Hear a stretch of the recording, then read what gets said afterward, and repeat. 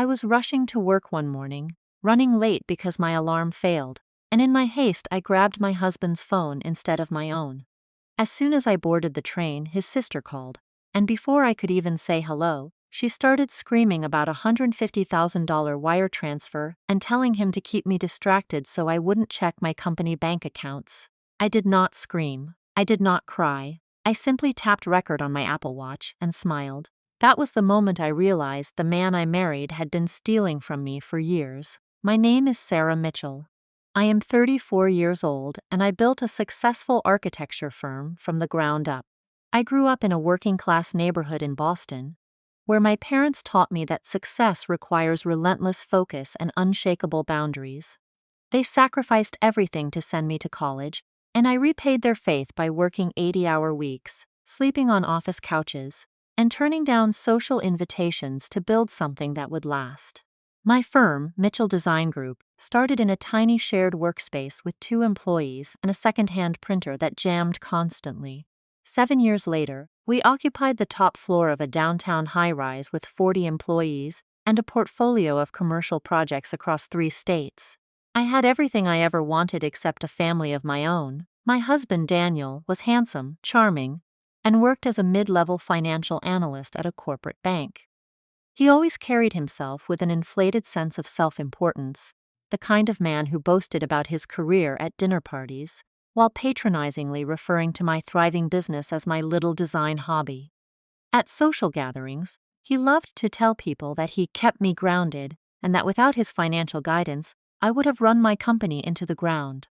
The irony was that my company generated 10 times his annual salary, but Daniel never corrected anyone. He simply soaked up the admiration, playing the role of the exhausted provider. I believed him. I believed he loved me. I believed we were building a future together. The morning everything changed started like any other Tuesday. My alarm failed to go off, setting a frantic pace for the rest of the routine. I rushed through my shower, threw on my tailored navy blazer and matching trousers, and headed downstairs to the kitchen of our upscale brownstone in the Back Bay neighborhood. Daniel was standing by the marble island, meticulously preparing his morning pour-over coffee. He looked up as I entered, his face breaking into that practiced, affectionate smile he used when he wanted something. He handed me a travel mug of coffee, but in my haste to check the location of my delayed rideshare, I bumped my elbow against the counter. Daniel sighed heavily, grabbing a towel with an exaggerated display of patience. He told me I needed to slow down before I caused a real disaster, that my frantic energy was going to give me a heart attack. I mumbled an apology, wiped my hands, and reached for my phone resting next to the coffee maker. We both had the exact same matte black phone cases, a sleek matching set Daniel had purchased for us just last month. He had insisted on them, saying it was a romantic gesture to show we were a team. I had thought it was sweet. Without looking twice, I shoved the black device into my coat pocket, kissed his cheek, and ran out the front door into the biting Boston wind. The train was packed with morning commuters, a sea of gray and black coats huddled together against the cold. I squeezed into a corner seat near the window, clutching my briefcase and the travel mug Daniel had given me. The city buildings blurred past as the train picked up speed, and I reached into my pocket to check my morning schedule. I pressed the power button, and instead of my company logo on the lock screen, a picture of Daniel holding a golf club greeted me. I had grabbed his phone by mistake. I figured I would simply message him from my laptop once I reached the office and arranged to swap phones during my lunch break. No harm done. It was an honest mistake. I slipped the phone back into my pocket, watching the buildings blur past the train window, and took a sip of the coffee he had made me. It was perfectly prepared, exactly the way I liked it, which made sense, since he had been making it for me every morning for the past 5 years. Suddenly, the device vibrated violently against my palm. The screen lit up with an incoming call. The caller displayed the name, Rachel. Rachel was Daniel's 31-year-old sister. She was deeply entitled, notoriously lazy, and constantly looking for handouts. She and her husband Marcus were the ultimate opportunists. Marcus was the kind of man who spent his days bragging about his grand vision to open an exclusive restaurant, the kind of place where celebrities would dine and critics would rave. The only problem was that Marcus had absolutely zero culinary background, no business plan, and completely empty pockets. The only thing he had was an endless supply of confidence and a complete lack of shame. They frequently begged Daniel for financial favors, always expecting us to foot the bill for their lavish lifestyle choices. I had paid for their wedding, their honeymoon, and the down payment on their apartment. I had written checks for Marcus's business expenses and Rachel's emergency medical bills that always seemed to coincide with designer handbag sales. Every time I questioned it, Daniel would say, "Family helps family, Sarah. You wouldn't understand because your family was so distant." Figuring Rachel might be calling to complain about our upcoming family dinner arrangements, I swiped the green button to accept the call. I intended to quickly explain the phone mix-up and tell her to call my office line. I brought the speaker to my ear and opened my mouth to speak. Before a single sound could escape my lips, Rachel's shrill voice blasted through the receiver with frantic, aggressive energy. "Did you wire the $150,000 yet?" she demanded, completely skipping any normal greeting. "You need to hurry up. Marcus is sitting at the commercial real estate broker's office right now. He's just waiting on the funds to clear so he can finally sign the lease for the restaurant space." I froze. My breath caught in my throat. $150,000. What on earth was she talking about? Rachel did not stop for breath. Her voice dropped to a conspiratorial hiss. "You better keep that idiot Sarah distracted today. Take her out to dinner or buy her something shiny. Just do whatever it takes so she doesn't check her company operating accounts until the money is completely washed through Marcus's business. You know exactly how psychotic she gets when she reviews the end-of-month ledgers." The train rattled loudly over the metal tracks. "Oh, and before I forget," she continued casually as if she were discussing the weather, "Monica texted me this morning. She said you need to send the money for the kids' private preschool tuition by Friday. She's threatening to call Sarah directly if you don't pay up. You really need to keep your baby mama happy, Daniel. We cannot risk everything blowing up right before the restaurant launch." I did not scream. I did not cry. I did not drop the phone. I simply raised my left wrist, tapped the record application on my Apple Watch, and silently ended the call. The train plunged into absolute darkness. The truth doesn't need a defense. It just needs a witness willing to speak it. My husband was a thief. My husband had a mistress. My husband had an illegitimate child. And his entire family had been complicit in the betrayal. I smiled. The train shot out of the dark tunnel into the bright morning light. I had 30 minutes left before my stop. I stared at the sleek black device in my hand, the screen locked, demanding a passcode. Daniel had changed it months ago, claiming his corporate security policy required a complex sequence. I closed my eyes and scanned through years of shared history. Daniel was a creature of predictable habits. He lacked imagination for true security. I remembered the combination he used for his old gym locker when we first started dating. It was a simple sequence combining his mother's birth month and the year he secured his first management position. I typed the 6 digits, the phone unlocked instantly, bypassing all security. Crossing this digital boundary would permanently obliterate the life I had built over the last 7 years. But that life was already a carefully constructed illusion. The foundation had been sand, and the tide was coming in. As I opened his financial applications, my mind drifted to the Sunday dinners I had endured with his family. Daniel's parents, Richard and Patricia, always treated me with a barely concealed layer of condescension. To them, my architecture firm was a cute little startup, a temporary hobby to keep me busy until I assumed my proper role as a submissive wife. They praised Daniel's mid-level finance job as the true pillar of our household.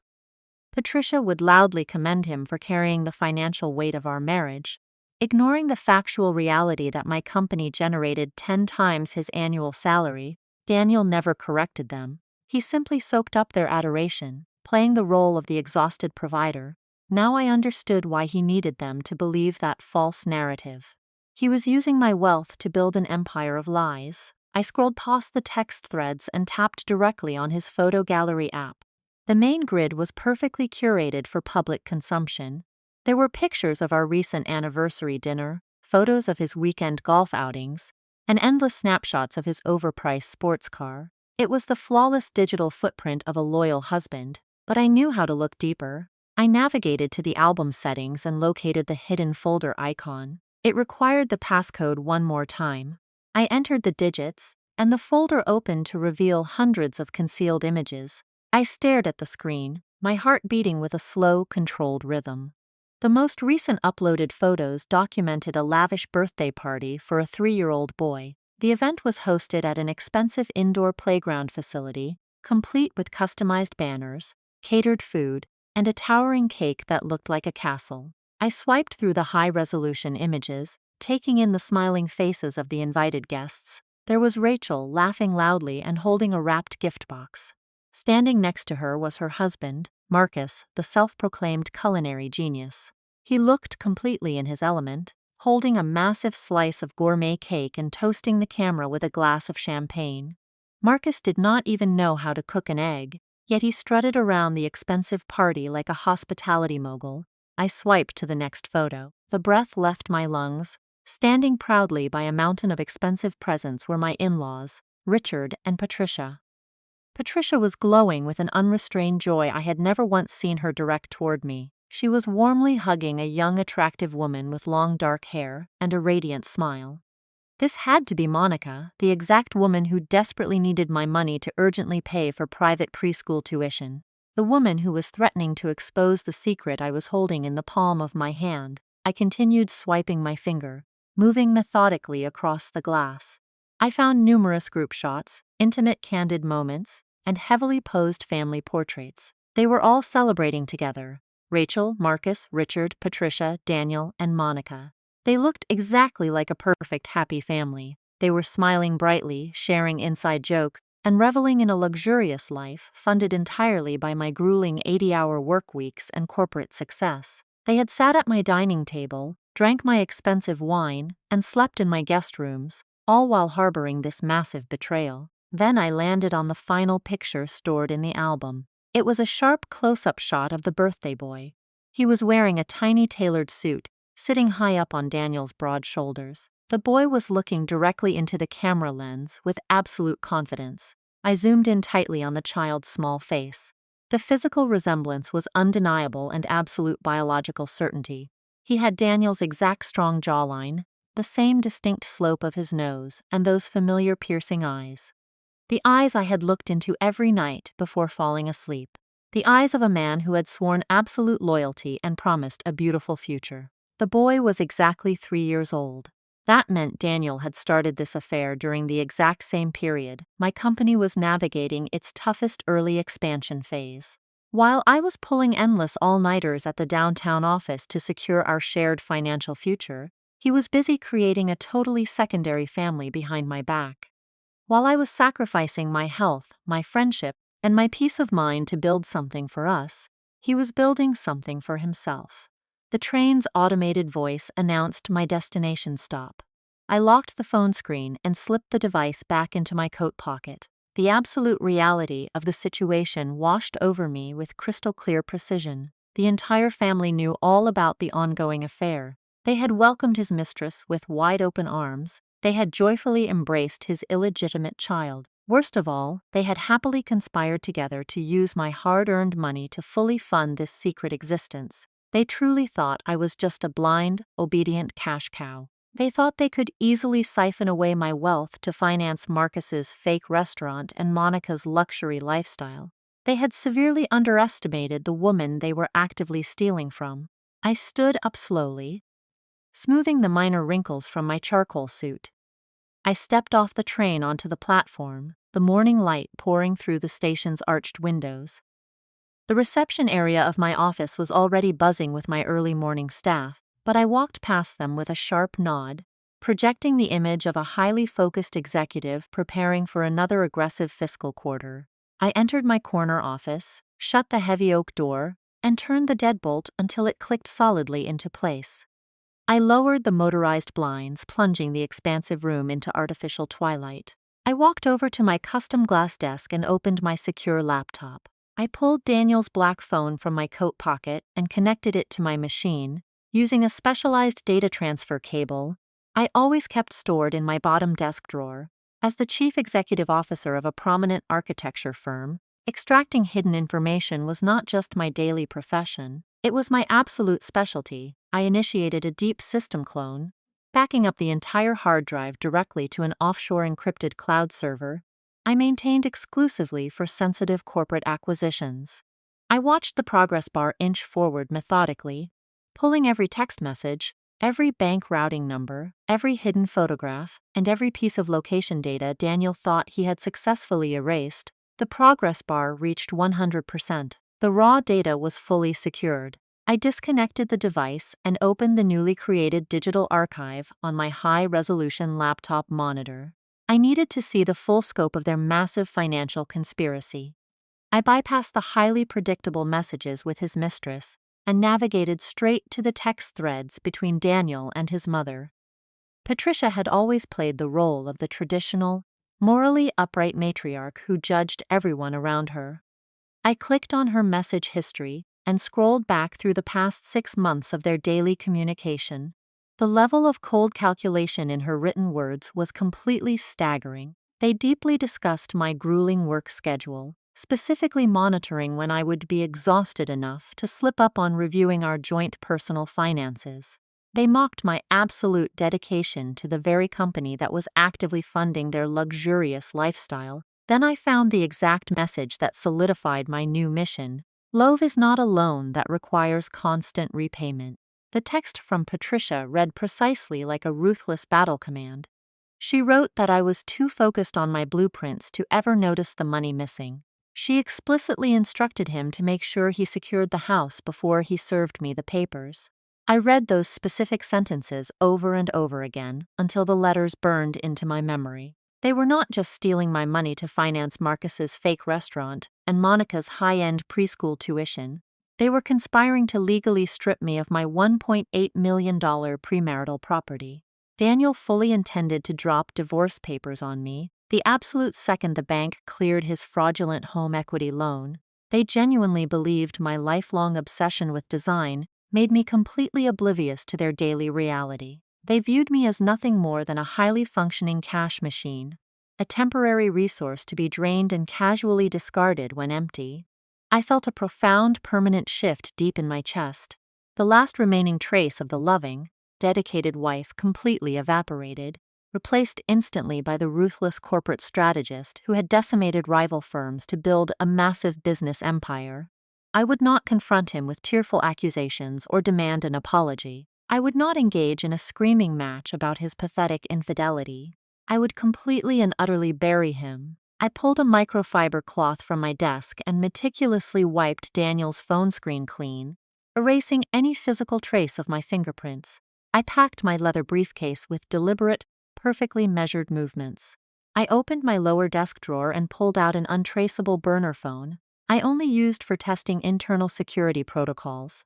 I ordered a premium rideshare back to our brownstone, ensuring the cash transaction would never appear on our joint credit card statements. I walked back out through my bustling office, instructing my executive assistant to hold all my calls for the remainder of the morning, because I had a sudden personal matter to aggressively manage. The ride back to the neighborhood felt entirely different than the panicked commute earlier that morning. I watched the towering Boston skyline roll by the darkly tinted windows of the black sport utility vehicle. Every towering building, every busy street corner, every passing pedestrian seemed significantly sharper and clearer. I was no longer a heartbroken victim reacting to a sudden, devastating betrayal. I was the master architect of their impending destruction. They wanted to play a high-stakes game with federal bank loans and stolen corporate funds. I was going to let them play, and I was going to make sure the federal government acted as the final judge. The vehicle pulled up to the curb directly outside our immaculate brownstone. I paid the driver in physical cash and walked up the concrete front steps with absolute unwavering confidence. I slid my metal key into the brass lock, turning it completely silently. I pushed the heavy door open just as Daniel came rushing down the main hardwood staircase. He was frantically patting down the deep pockets of his expensive wool winter coat, muttering under his breath, his face completely pale and tight with rapidly rising panic as he looked around. He was desperately searching for the digital device that contained the detailed blueprints to his hidden secret life. I stood perfectly still in the grand foyer, quietly watching his pathetic display of terror unfold before me. I held the black phone up in my right hand, making sure the morning light caught the smooth edge of the protective case. I looked directly into his panicked, wide-open eyes and let a perfect, warm, loving smile spread across my face. "You left this on the counter, honey." Daniel froze for a fraction of a second, his chest heaving as the raw terror slowly drained from his face. A heavy breath escaped his lungs. He snatched the phone from my hand with a speed that betrayed his internal panic. Then he caught himself, forced his shoulders to relax, and pulled me into a tight embrace. He pressed a kiss to my forehead, unaware that he was holding a woman who had just downloaded the entire blueprint of his deceit. He chuckled nervously, sliding the device into his suit pocket. He told me I was a lifesaver and that he thought he had lost his mind trying to find it. I maintained my perfectly crafted smile, adjusting his tie with the affection of a devoted wife. I told him to have a wonderful day at the office. He walked out the door believing his secret world was completely secure. 3 days later, that same nauseating charade continued at an exclusive Boston steakhouse. Daniel insisted we treat his family to a weekend dinner to celebrate Marcus securing the commercial lease for his new business venture. I knew exactly where the funds for that lease originated, but I played my part flawlessly. The restaurant was a dimly lit sanctuary of dark mahogany, expensive leather booths, and crystal chandeliers. We were seated at a large round table, right in the center of the main dining room. I sat quietly sipping my sparkling water and observed the parasites gathered around me. Richard and Patricia sat across from us, exuding an unearned sense of superiority. Rachel sat next to Marcus, dripping in designer jewelry she could not afford on her own salary. Patricia leaned over her menu, her eyes scanning my tailored navy blue blazer with disdain. She let out a soft theatrical sigh designed to capture the attention of the entire table. She announced loudly that women running companies just lose their feminine touch. She shook her head and declared to the group that they should all thank God. Daniel is the real provider of our household. The sheer audacity of her statement hung in the air. This woman was actively orchestrating the theft of my money, yet she still felt entitled to diminish my accomplishments. Daniel simply chuckled, patting my hand condescendingly, and told his mother I was doing my best. I did not argue. I did not defend my wardrobe or my massive corporate income. I just let a serene smile touch my lips and took a slow sip of my Cabernet. Let them enjoy their fantasy a little while longer.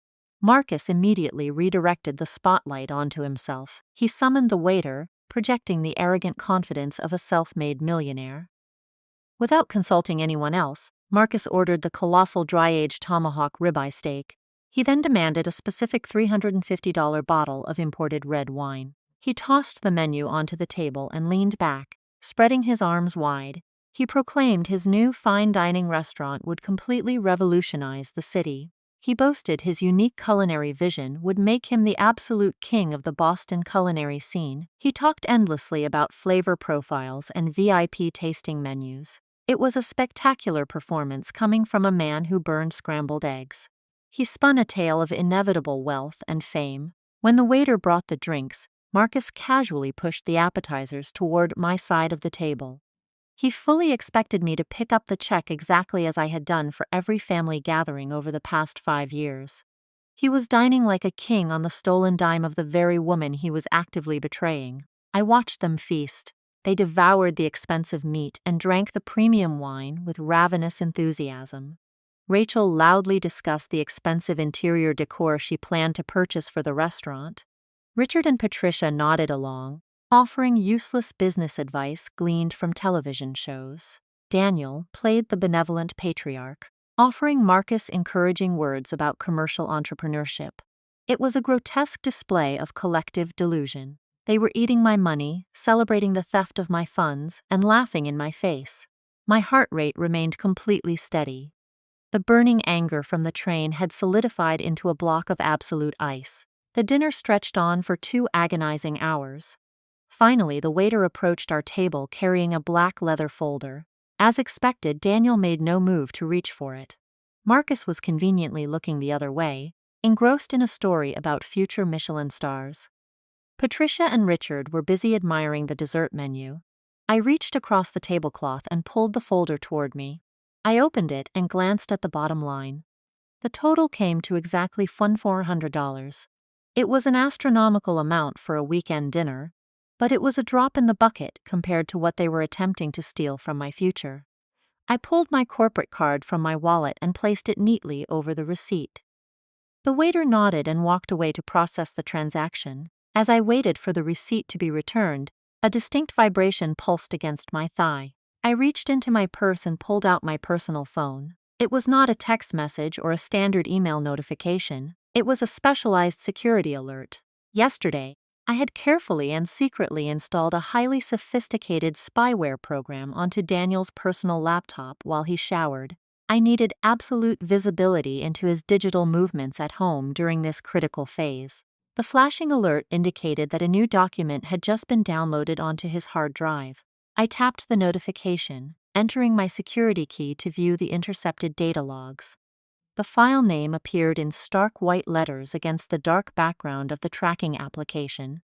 He had just successfully downloaded a PDF document titled Second Mortgage Application. I stared at the harsh glowing text on my screen for a long moment. The trap was rapidly closing.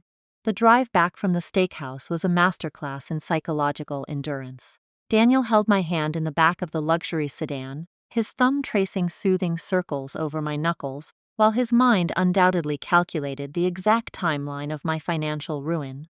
I played the exhausted executive perfectly. I rested my head against the cool leather seat, claiming the heavy dinner and the expensive wine had finally caught up with my demanding work schedule.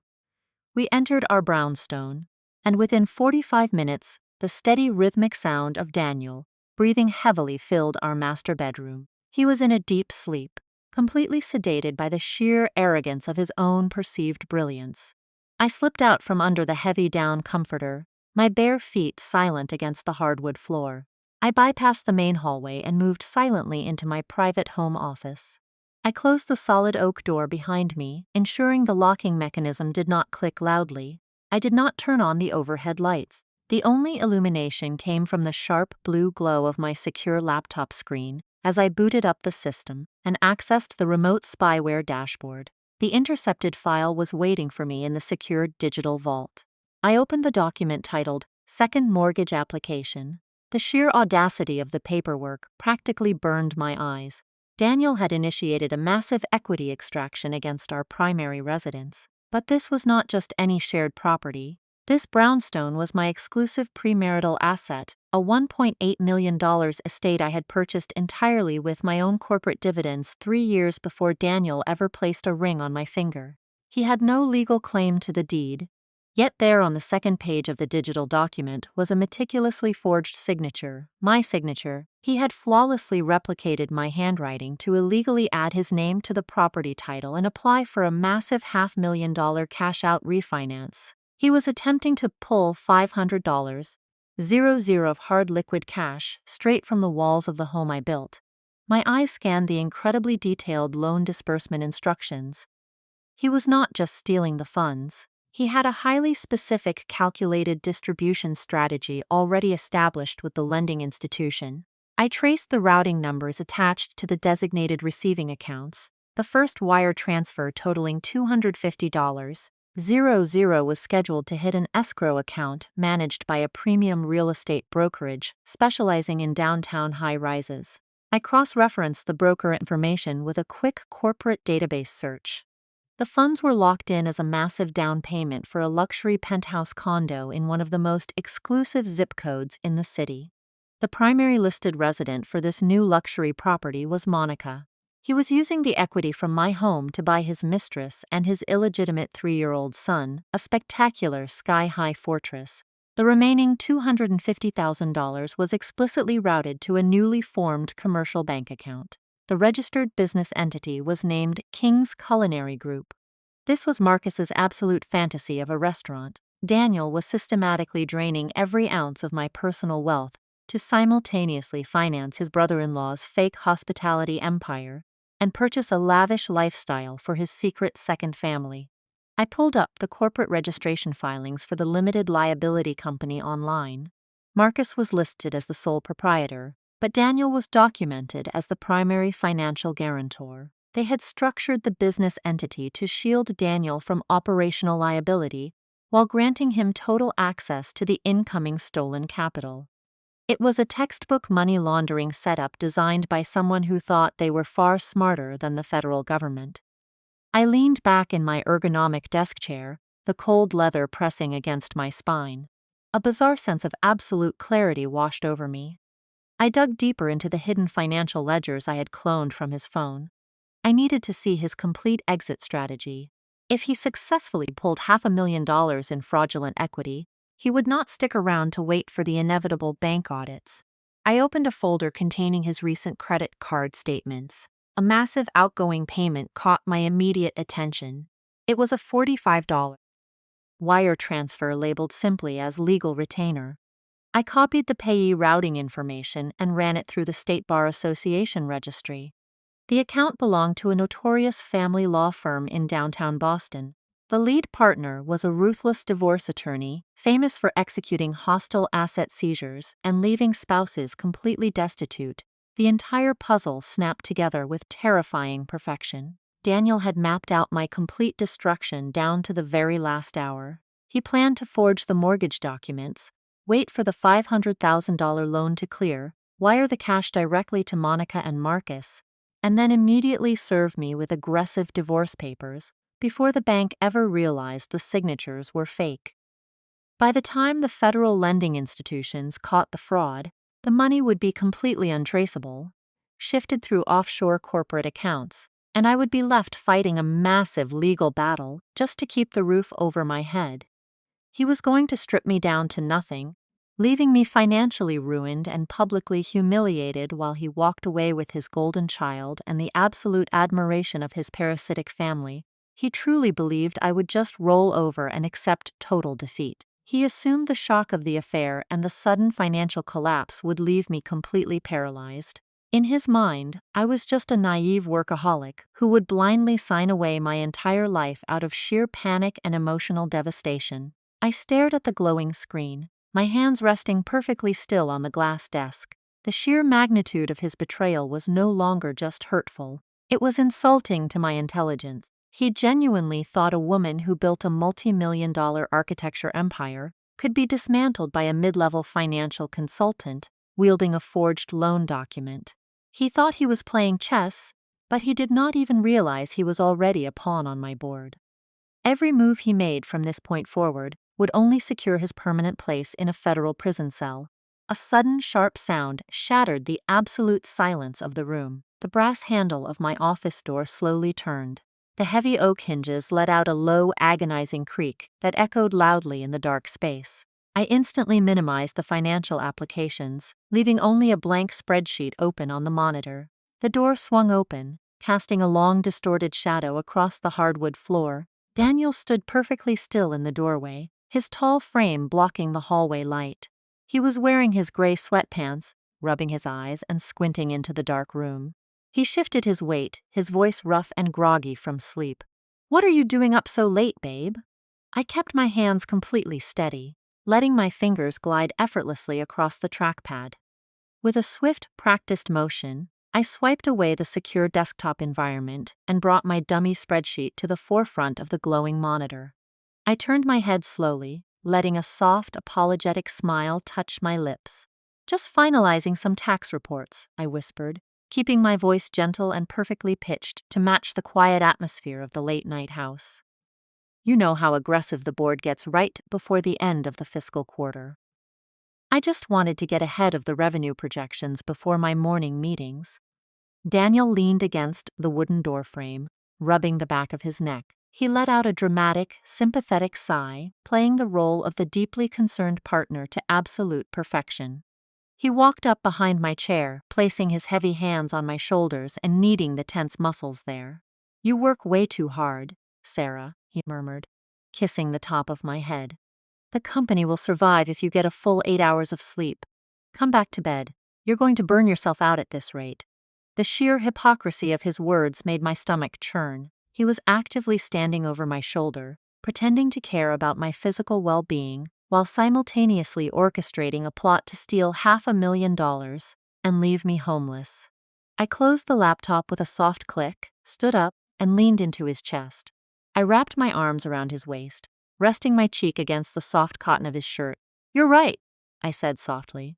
"Let's go to sleep." I walked back down the dark hallway with the man who was actively plotting my total destruction. I climbed into our expensive king-size bed, pulled the heavy duvet over my shoulders, and lay perfectly still in the dark. I listened to his breathing slow down and deepen. He fell asleep within minutes, completely unbothered by his own treachery. I stayed awake until dawn, my mind racing with legal statutes, federal fraud definitions, and the exact timeline of my counterattack. The next morning unfolded like a carefully choreographed stage play. I walked into the kitchen wearing a crisp white blouse and a tailored black skirt, projecting the image of a woman entirely consumed by corporate responsibilities. Daniel was already dressed in his sharp gray suit. He was standing by the espresso machine, humming a cheerful tune. He turned around as I entered, a bright, overly enthusiastic smile plastered across his face. "Morning, beautiful," he said, handing me a steaming mug of perfectly brewed coffee. He had even added the exact splash of oat milk I preferred. It was a terrifyingly good performance. Before I could even take my first sip, he casually reached onto the marble kitchen island and picked up a thick stack of printed documents. He tapped the edges against the counter to align them, executing a practiced nonchalant shrug. "Hey, my accountant needs you to sign these tax disclosures for our joint filings," he said, his tone light and breezy. "Just standard routine stuff. We need to get them expedited before the weekend so we don't face any late penalties. I tabbed all the signature lines for you to make it quick." He handed the stack of papers to me along with a heavy silver pen. He leaned against the counter, crossing his arms and taking a slow sip of his own coffee. He was trying so desperately to look relaxed, but I could see the tiny pulse beating rapidly at the base of his throat. His knuckles were white from gripping his mug too tightly. This was his 0 hour. This was the moment his entire massive financial heist rested upon. I placed my coffee mug down on the counter and took the documents. I let out an exasperated sigh, playing the annoyed, overworked executive who hated dealing with domestic paperwork.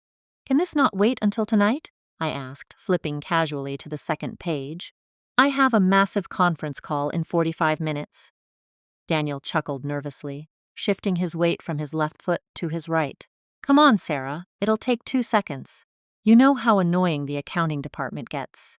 Just initial where the yellow sticky notes are." I nodded, looking down at the crisp white pages. I began flipping through the stacks slowly, methodically. The first 3 pages were entirely legitimate. They were standard tax documents, federal disclosure forms, and basic joint filing agreements. It was the perfect boring camouflage, but I knew exactly what to look for. I turned to page 6. My eyes scanned the dense legal jargon hidden beneath a generic-looking cover sheet. My heart turned to absolute ice. There it was, buried right in the middle of the stack, a sweeping comprehensive power of attorney document. If I signed it, I would be legally granting him total unrestricted control over my personal assets, my business holdings, and my bank accounts.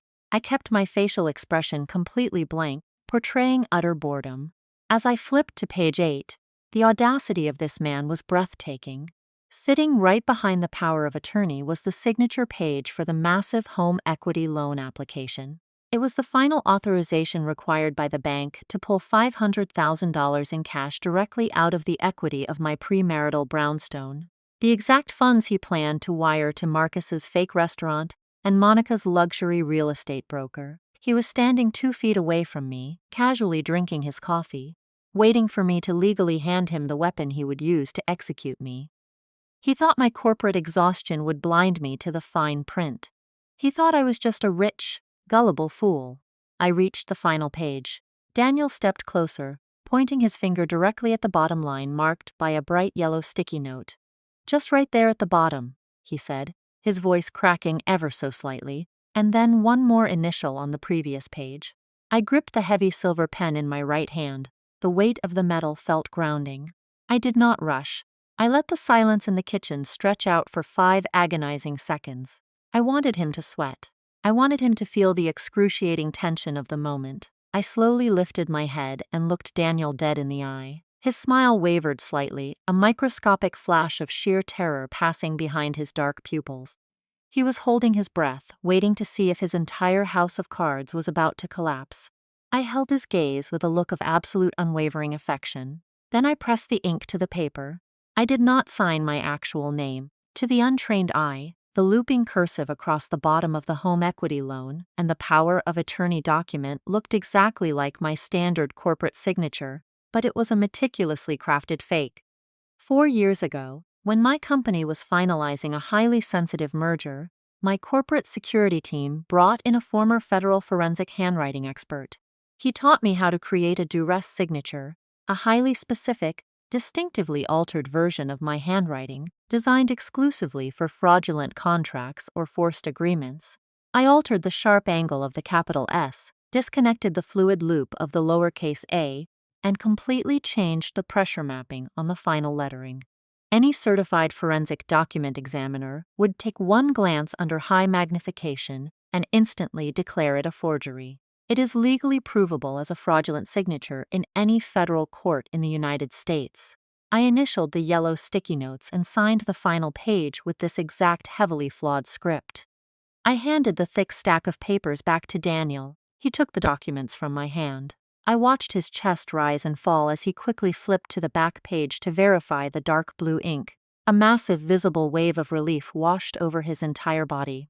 The tight lines of anxiety around his mouth instantly vanished. He beamed at me, leaning in to kiss my cheek with profound enthusiasm. He told me I was the best and that he would drop these off with the accountant before his morning stand-up meeting.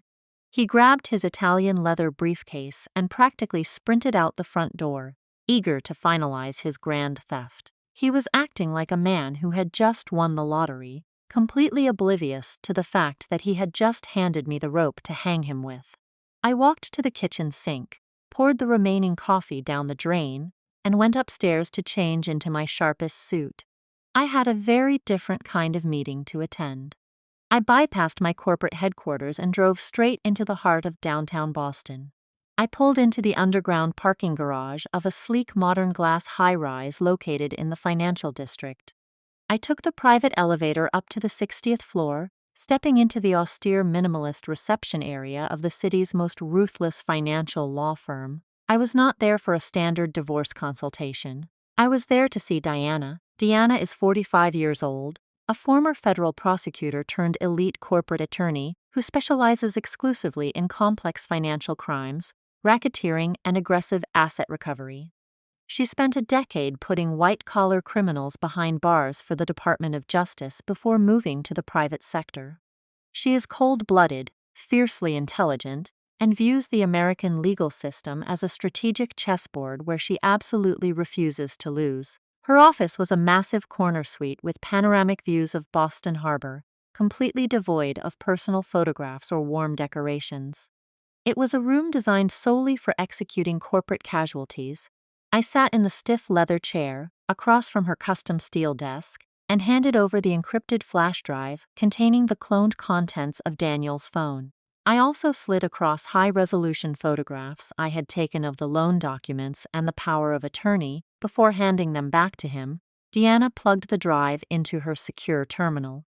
I sat in absolute silence as she methodically reviewed the audio recording of Rachel demanding the stolen funds, the photographs of the secret 3-year-old child, and the intercepted PDF of the $500,000 second mortgage application. Her sharp dark eyes scanned the glowing screen.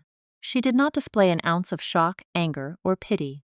Instead, a slow, terrifyingly predatory smile spread across her face. She saw the exact same legal angles I did. The trap was now fully operational, and Daniel was blindly walking right into the center of the kill zone. Deanna leaned back in her chair and steepled her fingers. She looked at me with absolute professional admiration. She explained the legal reality of my situation with clinical precision. She told me that if I stopped him today, if I walked into a standard family law clinic to file for separation, this would just be a messy, drawn-out divorce. Family court judges in Massachusetts see infidelity and hidden assets every single day. He would hire a sleazy lawyer, claim my business funds were marital property, and demand spousal support. He might get a slap on the wrist for moving money around, but he would ultimately walk away with a significant portion of the wealth I built. Deanna leaned forward, her voice dropping to a sharp, commanding tone. But, she explained, if I let him take those documents and submit them to a federally insured lending institution, the entire landscape shifts drastically. The moment he transmits that forged application across banking networks to extract $500,000, he crosses state lines digitally. It elevates from a standard domestic dispute directly into a federal felony. We were going to let him commit wire fraud and bank fraud under Title 18 of the United States Code. We were going to let him lock himself inside a maximum security federal prison cell.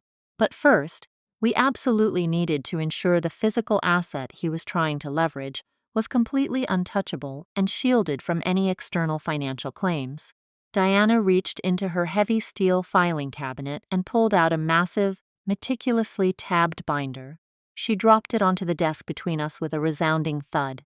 It contained the complete legal framework to establish an irrevocable blind trust. She slid a titanium pen across the glass surface toward my waiting hand, her predatory smile returning to her face. Let's make sure that when he tries to steal the house, he is actually stealing from a federally protected entity. I slowly took the heavy titanium pen from Diana and finally began signing my name. This time I deliberately used my real legally binding signature. We spent the next 4 hours executing a massive and complex financial restructuring. Diana moved with the precision of a surgeon. First, we tackled the deed to the $1.8 million brownstone. We executed a quitclaim deed, completely transferring the property from my individual name directly into the newly established irrevocable blind trust. The exact moment the certified notary firmly stamped the formal document, the entire house legally vanished from my personal portfolio. Next, we moved to my corporate assets. As the sole founder and chief executive officer of my architecture firm, I held 90% of the controlling shares. We restructured the corporate hierarchy, placing my entire equity stake into the protective shell of the trust.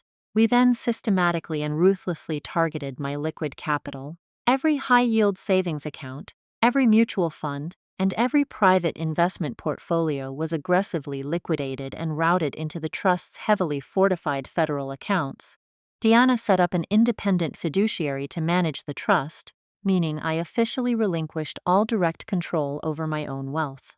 By 2 o'clock in the afternoon, the transformation was totally complete. On paper, I was completely destitute.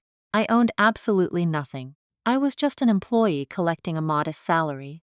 If Daniel tried to sue me for alimony or claim half of my assets in a divorce settlement, his sleazy lawyer would find empty bank accounts and 0 property deeds. He was preparing to steal from a woman who, financially speaking, simply did not exist anymore. I thanked Diana, packed the copies of the trust documents into my leather briefcase, and headed back to my downtown corporate office. The real show was about to begin.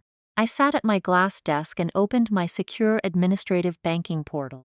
I had given Daniel limited access to a secondary corporate operating account years ago, so he could manage minor household expenses without bothering my accounting team. He had kept his activity minimal and completely unsuspicious until now. I kept the banking dashboard open on my secondary monitor while I reviewed design models on my primary screen. I knew he was going to make his move today. Rachel had explicitly demanded the funds on the morning train ride, and Daniel was terrified of disappointing his demanding sister and his impatient mistress. At precisely 3:14 in the afternoon, a bright red notification banner flashed across the top right corner of my screen. A new outbound wire transfer had been successfully initiated. I clicked on the alert to view the detailed transaction logs. The fully authorized user was officially listed as Daniel. The total transfer amount was exactly $150,000. The designated receiving account belonged to King's Culinary Group, the fraudulent limited liability company registered entirely to my brother-in-law, Marcus. I watched the status indicator shift from pending to processing and finally to completed. The funds were gone. He had actually done it. He had crossed the line from a cheating, deceitful husband into a literal corporate embezzler. He had just stolen federal funds across state lines to finance a fake fine dining restaurant for a man who possessed absolutely 0 culinary skills. My chest swelled with a dark, triumphant energy. He took the bait perfectly. Any normal business owner would immediately panic, freeze the accounts, and call their spouse screaming about the missing money. I did the exact opposite. I picked up my office phone and dialed the direct emergency line for my corporate banking liaison. I identified myself using my secure merchant codes and informed the bank representative that I had just detected a massive unauthorized wire transfer originating from a compromised access point. I explicitly instructed the bank not to reverse the transaction or alert the recipient.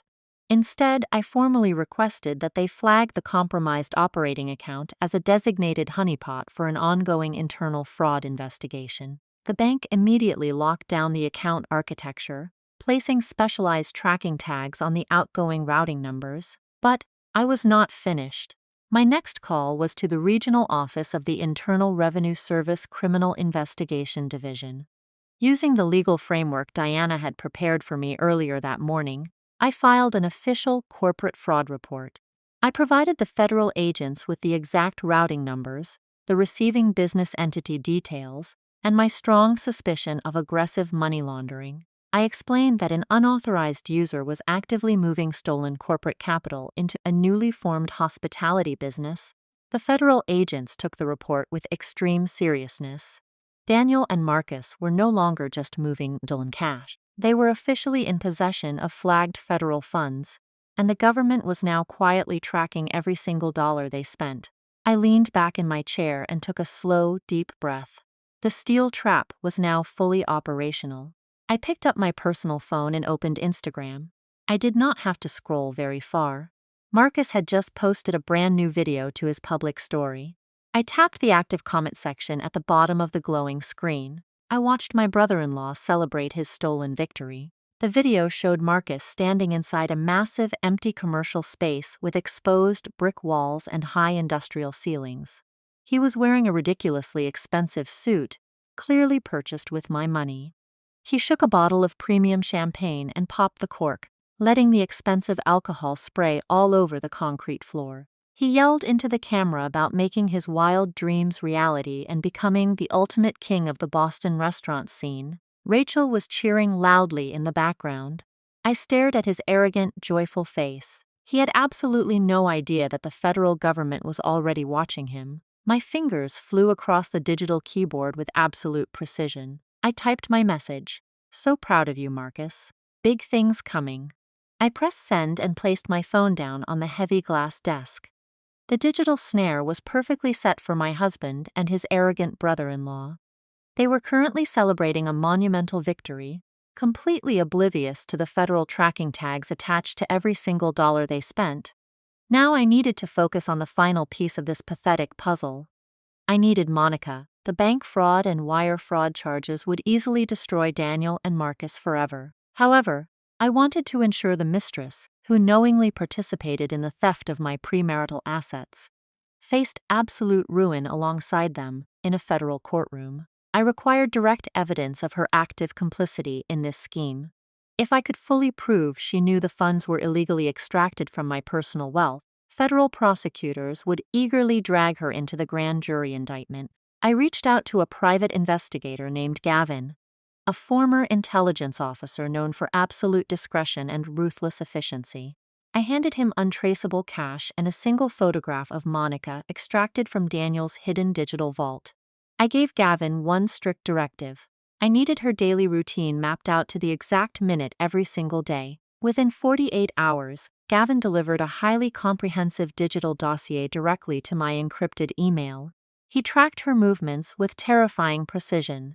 Every Tuesday and Thursday morning, she dropped the 3-year-old boy off at an elite private preschool. Immediately after the drop-off, she spent exactly 2 hours browsing an incredibly exclusive baby boutique in the wealthy Beacon Hill neighborhood. She always followed her shopping with a prolonged visit to the artisanal cafe right next door. She lived a life of total leisure while I worked grueling 80-hour weeks. Thursday morning arrived with a sharp, biting chill in the Boston air. I prepared for my upcoming performance meticulously. I dressed in an immaculate white cashmere coat draped elegantly over a tailored beige designer dress. I paired the outfit with a rare leather handbag and subtle, highly expensive jewelry. I projected the exact image of a woman possessing massive amounts of disposable income. I instructed my private driver to drop me off a block away from the boutique. I walked through the heavy glass doors of the store at exactly 10:15. The retail space smelled heavily of organic lavender and expensive imported fabrics. I spotted Monica almost immediately. She was standing near the back display, running her hands over an overpriced cashmere stroller blanket. She wore brand new designer activewear, clearly purchased with Daniel's stolen credit cards. I approached her slowly, pretending to browse an adjacent rack of imported infant clothing. I picked up a small silk sweater and held it up to the light. I turned to Monica with a polite, sophisticated smile and initiated a casual conversation. I complimented her impeccable fashion sense and asked if she knew whether the silk garments held up well in the wash. She eagerly engaged, visibly flattered that a wealthy woman was asking for her personal advice. Within 5 minutes, we were chatting like old friends. I shifted the narrative, introducing myself as an independent angel investor. I told her I specialized in funding entrepreneurial mothers who wanted to launch luxury lifestyle brands. I watched her dark eyes widen with pure greed. She practically vibrated with excitement. She immediately started talking about her lifelong dream of designing a high-end children's clothing line. She practically begged me to join her for coffee next door to discuss her brilliant business concepts. I graciously accepted her invitation.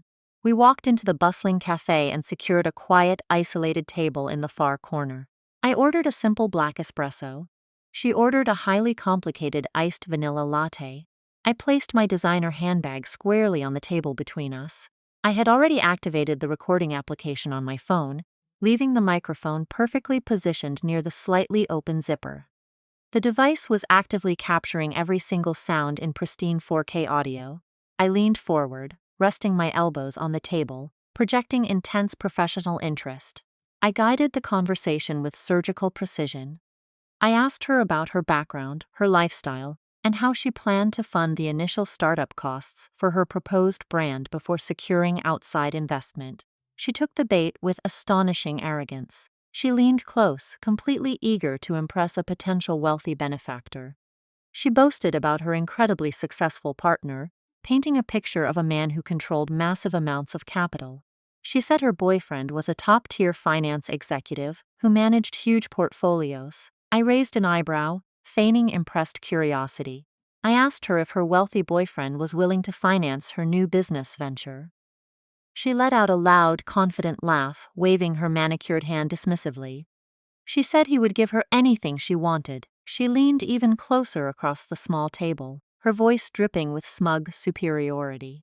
She told me she did not need to worry about startup capital because a massive influx of cash was already on the way. She looked me right in the eyes and delivered the exact confession I needed. He's divorcing his workaholic wife, Monica boasted, proudly stirring her iced latte with her green plastic straw. He's taking equity out of her oversized mansion to buy me a penthouse next month. He says she's completely clueless about money, so she won't even notice the cash is gone until the ink on the divorce papers is already dry. I kept my expression perfectly composed. The recording app inside my bag captured every single syllable of her malicious confession. She had just admitted to possessing advanced knowledge of a federal bank fraud scheme. She knew the funds were stolen, and she eagerly anticipated the illegal proceeds. I looked at her perfectly styled hair and naive smile. Wow, she must be really stupid to let him do that to her, I replied with a smile. Monica laughed, tossing her dark hair. She agreed with my assessment of the clueless wife. We finished our coffees, and I promised to review her fictional business plan once drafted. I stood up, retrieved my handbag holding the damning recording, and walked into the brisk Boston air. The final piece of the federal indictment was now safely in my possession. 3 days later, I was standing in the foyer of my brownstone, sorting the afternoon mail. Among the usual corporate magazines and utility bills was a massive envelope made of midnight black cardstock. The calligraphy on the front was stamped in gold foil. I broke the wax seal and pulled out the invitation. It was a formal, wildly pretentious announcement for the grand opening of King's Culinary Group. Marcus and Rachel were officially launching their restaurant this upcoming weekend. The invitation boasted about an exclusive VIP tasting menu, a red carpet arrival, and premium champagne toasts. I stared at the expensive cardstock. calculating exactly how much of my stolen corporate capital they had wasted on a boutique printing company. My personal phone vibrated in my pocket. The caller identifications displayed Richard and Patricia. I accepted the call and held the phone to my ear, bracing myself for another round of their insufferable entitlement. "Sarah?" Patricia barked through the speaker, bypassing any polite greeting. "We just received the final guest list for Marcus and Rachel's grand opening. I noticed you and Daniel are seated at the primary VIP table." "Yes," I replied evenly. "I just opened the invitation." "Good." Patricia continued, her tone sharp and demanding. "Richard and I called to discuss your financial contribution. Since Marcus's family, we expect you to write a $50,000 check as a grand opening gift." I stood perfectly still, letting the sheer absurdity of her demand wash over me. I asked her to repeat the amount. $50,000. Richard chimed in from the background, clearly listening on speakerphone. "It is standard for family to provide a financial blessing for a new commercial enterprise." Patricia let out a condescending sigh. "Honestly, Sarah, it is the absolute least you can do. Considering how much Daniel supports your little design hobby, you owe this family some actual gratitude. Daniel works his fingers to the bone in the finance sector to keep a roof over your head. It is time you finally contribute something meaningful to his sister's future." They were demanding I hand over $50,000 in clean cash to supplement the $150,000 their son had already embezzled from my company. The level of delusional arrogance was almost cinematic. I kept my voice incredibly calm. "I am afraid that will not be possible, Patricia. My capital is completely tied up in corporate restructuring right now. I will not be writing a check for Marcus's restaurant." The line went dead silent. Patricia gasped loudly, clearly outraged by the rejection. "You selfish, ungrateful girl," she hissed. "I am calling Daniel right now." She slammed the phone down. I walked into the kitchen, poured myself a glass of sparkling water, and waited. The fallout took exactly 4 hours to arrive. The front door burst open at 6 o'clock in the evening. Daniel stormed into the house, slamming the heavy oak door so hard the framed mirrors in the hallway rattled. He marched directly into the kitchen. His face was flushed red with absolute fury. His tie was loosened, and his briefcase hit the marble island with a violent thud. He pointed a shaking finger directly at my face. "What is wrong with you?" he screamed, his voice echoing off the high ceilings. "My mother just called me in tears. She said you disrespected her and flat out refused to help Marcus and Rachel with their opening." I remained seated on the velvet bar stool. "I told your mother I do not have $50,000 in liquid cash to hand out as a party favor, Daniel. That is not disrespect. That is a financial reality." Daniel slammed his hands down on the countertop, leaning over the marble to intimidate me. "You are completely unbelievable," he yelled, launching into a textbook gaslighting routine.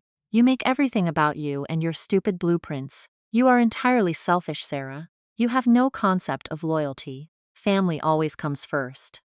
My family has accepted you with open arms, and the second they ask for a tiny bit of support, you hoard your money like a greedy sociopath." I watched the vein bulging in his neck. He was putting on the performance of a lifetime, desperately trying to manipulate me into guilt. He needed that $50 because his offshore money laundering scheme was running into friction, and Marcus was burning through the stolen cash faster than anticipated. "I am not writing the check," I stated coldly, refusing to break eye contact. Daniel threw his hands in the air, letting out a loud, dramatic groan of utter disgust. "You are a cold, miserable woman," he spat, backing away from the island. "I cannot even look at you right now. I cannot be in the same house as someone who treats my flesh and blood with such utter contempt." He stormed over to the hall closet, yanking his expensive leather duffel bag off the top shelf. He shoved a fresh suit, a clean shirt, and his shaving kit into the bag. He zipped it shut with violent aggression. "I am going to sleep at the office tonight," he announced, his voice dripping with venom. "Do not wait up." He turned on his heel and marched out the front door, slamming it shut behind him. The house fell into absolute silence. I sat alone in the kitchen, completely unfazed by his theatrical exit. I opened my secure laptop and pulled up the GPS tracking software I had installed on his phone. A bright green dot blinked on the digital map of Boston. I watched the green dot move rapidly away from our neighborhood. It did not head toward the financial district where his corporate office was located. It did not go anywhere near his office building. Instead, the green dot traveled straight up the highway, exiting near Beacon Hill. It moved steadily down the luxury residential block and came to a complete stop right outside a familiar high-rise building. I smiled, closing my laptop. He had gone straight to Monica's apartment. The trap was now fully operational and executing flawlessly. This was exactly what Diana and I had planned. Perfect. The following 48 hours moved with the lethal precision of a ticking time bomb. I did not confront Daniel about his night at Monica's apartment. Instead, I drove straight back to the financial district the very next morning. Diana sat behind her massive steel desk, but this time, she was not alone. Two men in sharp, unassuming gray suits sat in the leather chairs opposite her. They introduced themselves firmly as special agents from the Federal Bureau of Investigation and the Internal Revenue Service Criminal Investigation Division. The trap I had laid was no longer just a private corporate matter. It had officially escalated into a massive federal operation. Deanna handed me a thick redacted file. The agents confirmed that my flagged honeypot account had successfully triggered every single federal alarm in their system. The funds had bounced from my corporate operating account across state lines through a flagged routing server before finally landing in Marcus's commercial business account. That constituted textbook wire fraud and aggressive money laundering. But the federal agents were even more interested in the second piece of the puzzle, the $500,000 home equity loan. Daniel had officially submitted the forged documents to the National Bank. By legally submitting that forged document to a federally insured institution, Daniel had committed federal bank fraud. The agents informed me that the funds were scheduled to disperse on Friday morning, exactly 24 hours before Marcus's grand restaurant opening. They had enough concrete evidence to secure a grand jury indictment and execute immediate arrest warrants. Deanna looked at me with a cold, predatory gleam in her eyes. She confirmed that the federal agents would be attending the restaurant launch in person to execute the warrants. The house of cards was about to violently collapse on top of them. I returned to my brownstone that afternoon, mentally preparing myself for the final act of this exhausting charade. The front door unlocked and Daniel walked in looking deliberately disheveled. He was playing the role of the exhausted, misunderstood husband to absolute perfection. He acted as though he had spent a miserable night tossing and turning on a rigid office sofa, rather than sleeping in the luxurious bed of his mistress. He walked slowly into the kitchen, where I was pouring a glass of sparkling water. He let out a long, heavy sigh engineered to elicit immediate sympathy. He approached me with a pathetic hangdog expression, wrapping his arms around my waist and resting his chin on my shoulder. "I am so sorry for losing my temper last night, Sarah," he murmured, his voice dripping with fake contrition. "I have just been under a massive amount of pressure at work. You know how hard I push myself to provide for this family. Sometimes the stress just boils over, and I take it out on the person I love the most. I know Marcus and Rachel ask for a lot, and I was wrong to yell at you for setting boundaries. Can you please forgive me?" I turned around in his arms and rested my hands gently on his chest. I looked up at him with wide, apologetic eyes, playing the submissive, deeply remorseful wife he desperately needed me to be. I told him I understood completely, and that I was sorry for being so stubborn about the money. I stroked his ego with surgical precision, telling him how much I appreciated his hard work and how lucky I was to have a husband who cared so deeply about his family. Daniel soaked up the validation like a dying man drinking water. A smug, triumphant smile briefly flashed across his face before he masked it with renewed affection. He kissed my forehead and stepped back casually, adjusting his shirt cuffs. "By the way," he added, keeping his tone incredibly light and breezy, "my bank finally approved some new financial restructuring I have been working on for our portfolio. We are about to see a massive influx of liquidity. Once the dust settles in a few weeks, I want to take you on a romantic vacation, just the two of us. Maybe a month in Italy or the south of France. We deserve a break from all this chaos." The sheer audacity of his lie was almost poetic. He was talking about the $500,000 fraudulent mortgage clearing. He was using the promise of a lavish European vacation to keep me completely docile, while he prepared to serve me with aggressive divorce papers and leave me entirely bankrupt. I smiled warmly, telling him that a trip to Italy sounded like an absolute dream. He kissed me one last time before heading upstairs to shower off the scent of his mistress. With Daniel successfully placated, I had one final task to complete before the grand opening. I drove my car to the Magnificent Mile, navigating the bustling sidewalks until I reached the most exclusive designer boutique in the city. I bypassed the racks of conservative business suits and neutral evening wear. I was not attending this event as a corporate executive or an obedient spouse. I was attending as an executioner. I walked directly to the formal wear section and pulled a stunning floor-length silk dress from the display. It was not a subtle color. It was a deep, striking, unapologetic blood red. I stepped into the private fitting room and zipped the dress up. The garment hugged my frame perfectly, radiating absolute power and total control.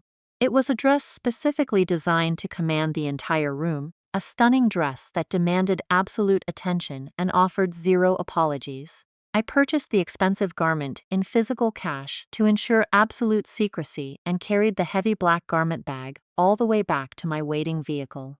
I hung the beautiful red dress carefully in my private closet, running my fingers over the smooth silk one last time. It was the perfect outfit for a slaughter. The evening of the grand opening arrived, bringing an electric current that crackled in the air of our brownstone. I stood perfectly still in front of my vanity mirror, studying my reflection with the cold detachment of a general. The blood-red silk dress draped flawlessly across my frame. It was a garment woven from pure defiance, catching the ambient light with every subtle movement. I held a tube of deep crimson lipstick, tracing the sharp outline of my lips with absolute surgical precision. There was no room for error tonight, not a single smudged edge. My appearance had to project an impenetrable armor of absolute control. Down the hallway, the heavy footsteps of my husband echoed. Daniel paced frantically back and forth in his tailored black tuxedo, adjusting his silver cufflinks and checking his expensive watch every 10 seconds. He was vibrating with adrenaline and unearned pride. He felt invincible today. The fraudulent $500,000 home equity loan had officially cleared the banking systems that very morning, completely validating his disastrous delusion of supreme intelligence. In his mind, he had successfully conquered the world. He had secured the luxury penthouse for his hidden mistress, financed his brother-in-law's fake culinary empire, and outsmarted his wealthy wife. He thought he was walking into a coronation. He had no idea he was marching to his execution. "Sarah, we are going to hit heavy downtown traffic if we do not leave in exactly 4 minutes." Daniel yelled from the top of the staircase, his voice tight with nervous energy. "Marcus wants us there early for the exclusive VIP red carpet photos. You know how important this is for my family's legacy. Hurry up." I ignored his frantic demands and turned to the sleek marble vanity top. Resting right next to my jewelry box was a thick, heavy manila envelope. This envelope was the ultimate culmination of my grueling 80-hour work weeks and my relentless forensic investigation. I opened the metal clasp and reviewed the destructive contents one final time to ensure absolute perfection. First was a stack of glossy photographs extracted directly from his hidden digital vault. The images vividly depicted the secret 3-year-old birthday party. Daniel, his mistress Monica, Rachel, Marcus, Richard, and Patricia, all smiling radiantly around a child who shared my husband's exact genetic facial structure. Second was a highly detailed financial routing document officially certified by my corporate banking liaison and the Internal Revenue Service Criminal Investigation Division. The spreadsheets clearly tracked the exact flow of the stolen $150.00 from my flagged honeypot account directly into Marcus's newly established commercial business ledger. It was the undeniable paper trail of federal wire fraud and aggressive money laundering. Finally, tucked neatly at the back of the envelope was the certified forensic signature analysis report provided by my independent handwriting expert. The document legally proved that the signature on the massive home equity loan application was a deliberate, heavily flawed forgery, elevating Daniel's deceit to federal bank fraud. These papers were the heavy artillery required to level their house of cards. I sealed the clasp and slid the thick envelope directly into my oversized, structured black leather designer clutch. It fit perfectly, concealed from the world. I snapped the magnetic closure of the clutch shut and walked out of the master suite. As I gracefully descended the grand staircase, Daniel stood waiting in the foyer. He looked up, and for a brief second, his breath actually caught in his throat. The striking blood-red silk dress commanded his absolute attention. His eyes widened, completely captivated by the sheer visual power I was projecting. "Wow," he murmured, a smug, arrogant grin slowly spreading across his face as he offered his arm. "You look absolutely incredible, Sarah. I am so glad you finally decided to dress up and make a real effort for my family tonight. They are going to be thrilled to see you supporting Marcus's massive success." I placed my hand on his tuxedo sleeve, maintaining a perfectly composed, icy smile. "I would not miss this night for anything in the world, Daniel. I promise you, your family will never forget what happens this evening." He chuckled, completely missing the lethal double meaning of my words. We walked out the front door and climbed into the back of the waiting luxury town car he had rented specifically for the occasion. The drive toward the trendy commercial district was agonizingly tense, though Daniel remained entirely oblivious to the atmosphere. He spent the 30-minute commute bragging loudly about Marcus's incredible entrepreneurial vision and how the new restaurant was going to completely redefine Boston's fine dining landscape. He talked endlessly about the imported ingredients, the exclusive guest list, and the brilliant financial strategy that made it all possible. I simply nodded along, staring out the tinted window at the passing city lights, my hand resting firmly over the leather clutch in my lap. The town car finally turned onto the bustling commercial avenue and slowed to a smooth halt. We pulled up directly in front of King's Culinary Group. The venue was blindingly bright, completely bathed in the glow of massive temporary spotlights. A plush red carpet stretched across the pristine sidewalk surrounded by heavy velvet ropes and aggressive private security guards. The valet immediately rushed forward to open my door, offering a polite bow as I stepped out into the crisp evening air. Through the towering floor-to-ceiling glass windows of the restaurant, I could see the massive scale of their fraudulent celebration. Over 100 prominent guests were packed inside the luxurious space. Local social media influencers were posing for flash photography near the custom-branded entry wall. Wealthy corporate investors milled about, sipping premium champagne from crystal flutes. And right in the center of the room, holding court like absolute royalty, stood Rachel, Marcus, Richard, and Patricia. They were laughing loudly, soaking up the unearned admiration. The stage was set. Daniel guided me through the heavy glass doors of King's Culinary Group. The moment we stepped inside, the sheer scale of their financials' recklessness washed over me. The interior was a cavernous monument to stolen wealth. Crystal chandeliers cast a warm glow over imported marble floors. Waiters in crisp white uniforms circulated through the dense crowd, carrying silver trays loaded with caviar and pouring premium champagne into tall flutes. The air was thick with expensive cologne and the loud chatter of Boston's social elite. I scanned the room and locked eyes on Marcus. He was completely in his element, working the floor with the slick charisma of a politician. He wore a custom velvet dinner jacket that easily cost $5,000. Holding a glass of bourbon, he entertained a group of wealthy local investors. I walked close enough to catch fragments of his arrogant performance. He was loudly boasting about his relentless work ethic, claiming this restaurant was the ultimate result of his grueling self-made journey. He entirely omitted the fact that his culinary empire was built on federal wire fraud. Standing nearby was Rachel, looking like a walking advertisement for stolen credit cards. She wore a heavily beaded designer gown, but it was the jewelry that caught my attention. She was dripping in newly purchased diamonds. A glittering tennis necklace rested against her collarbone, and massive diamond drop earrings swung every time she tossed her head back to laugh. She looked incredibly smug, basking in a luxury lifestyle she had not earned a single penny to secure. Before I could process the sickening display of my embezzled funds, my in-laws descended upon us. Patricia and Richard pushed through the crowd, their faces flushed with absolute triumph. Patricia wore an ostentatious silver pantsuit, clutching her champagne like a scepter. Richard looked equally pompous in a black tuxedo. They immediately grabbed Daniel by the shoulders, pulling him into a theatrical embrace. They acted as though he had just conquered a foreign nation. Patricia turned her attention to a group of wealthy couples standing right behind them. These were their elite country club friends, people they desperately wanted to impress. Patricia grabbed my arm, her manicured nails digging into my silk sleeve, and pulled me forward. She gestured vaguely in my direction with her flute. She introduced me as Daniel's wife, letting out a short, dismissive laugh before adding that I just do some design stuff from home. The country club friends offered polite, disinterested nods before turning right back to my husband. Richard slammed a heavy hand down on Daniel's back, booming with paternal pride. He loudly proclaimed to the circle of friends that Daniel was the primary financial investor behind this incredible launch. He boasted that his brilliant son had single-handedly financed Marcus's massive culinary dream, providing all the startup capital out of his own successful financial portfolio.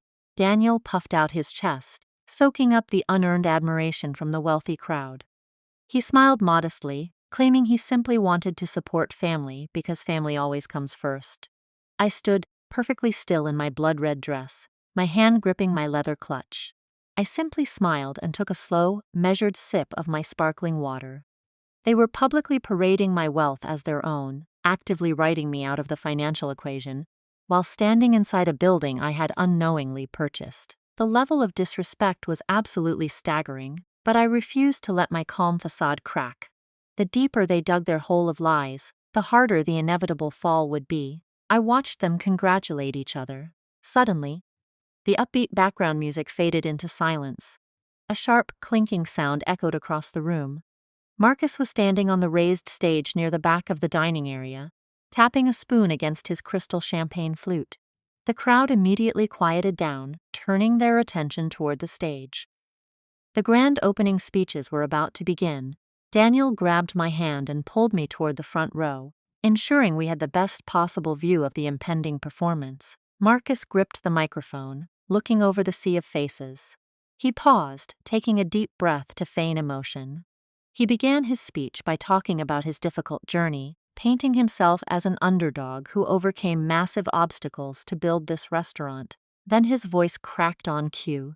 He looked directly down at our table and pointed a shaking finger at Daniel. He wiped a fake tear and told the crowd none of this would be possible without his amazing brother-in-law. He praised Daniel for his unbelievable generosity, calling him the true savior of the family who made his culinary dream a reality. The crowd erupted into loud applause. Daniel beamed, raising his glass in a humble salute. The applause eventually died down, and Marcus handed the microphone over to his wife. Rachel stepped up to the edge of the stage, the heavy stage lights catching the stolen diamonds draped across her neck. Her face was flushed with arrogant power. She looked out at the audience, soaking in the moment, but then her gaze shifted. Her eyes locked directly onto mine. The smug, self-satisfied smile dropped from her face, replaced by a look of pure, unadulterated venom. She gripped the microphone tightly. Her voice rang out through the surround sound speakers, sharp and completely malicious. She announced she wanted to give a special thanks to those who actively tried to hold them back. She stared dead into my eyes, ensuring every person in the venue followed her line of sight, right to where I was standing. She declared loudly that certain people were just too stingy and too selfish to support their own family. A heavy, uncomfortable silence swept through the room as she delivered her final blow. She raised her crystal champagne glass high into the evening air and shouted that they had finally proved, "You do not need selfish people to succeed." The low murmur of the crowd rippled through the expansive dining room like a sudden uncomfortable wave. A few of the wealthy corporate investors standing near the front of the stage actually chuckled, their amusement fueled by the premium champagne and the unexpected spark of family drama. The tension in the air was incredibly thick. I felt a heavy sweating hand press firmly against my lower back. Daniel leaned down, his warm, panicked breath hitting my ear. His grip was tight, almost bruising, a desperate physical command to stay perfectly in line. He whispered frantically, his voice trembling with suppressed anxiety. He begged me to just ignore her and not make a scene in front of the most important people in the city. He reminded me of the prominent influencers and the elite country club members actively watching our every single move. He desperately wanted me to swallow the blatant public disrespect, lower my head, and dutifully play the role of the submissive, humiliated wife to ensure his family's flawless public image remained completely intact. I did not ignore her. I did not lower my head. I smoothly and deliberately stepped away from Daniel's bruising grasp, leaving his hand grasping at empty air. I turned and walked gracefully toward the raised stage. The sharp rhythmic clicking of my designer heels against the imported marble floor echoed clearly over the fading murmurs of the confused crowd. The sea of wealthy guests naturally parted for me, their eyes glued to the striking blood-red silk dress that flowed elegantly around my legs with every single confident step. I did not run. I did not scream or throw a childish tantrum. My entire demeanor was chillingly calm, completely devoid of any erratic or predictable emotion. I climbed the short set of stairs leading to the platform with the absolute authority of an executioner ascending a scaffold. Rachel watched my slow approach, the smug, arrogant smile rapidly faltering as deep confusion clouded her heavily made-up face. She had fully expected me to flee the restaurant in tears. She had anticipated a private hysterical breakdown in the restroom. She never once anticipated a direct, unapologetic public collision. I stepped right into her personal space, the harsh stage lights beating down on both of us. Her eyes widened in sudden terror as I reached out. I gently but firmly took the heavy microphone directly from her trembling manicured hand. She was too stunned by my absolute composure to even mount a resistance. She just stood there, her mouth slightly open, completely frozen in the glare of the spotlight.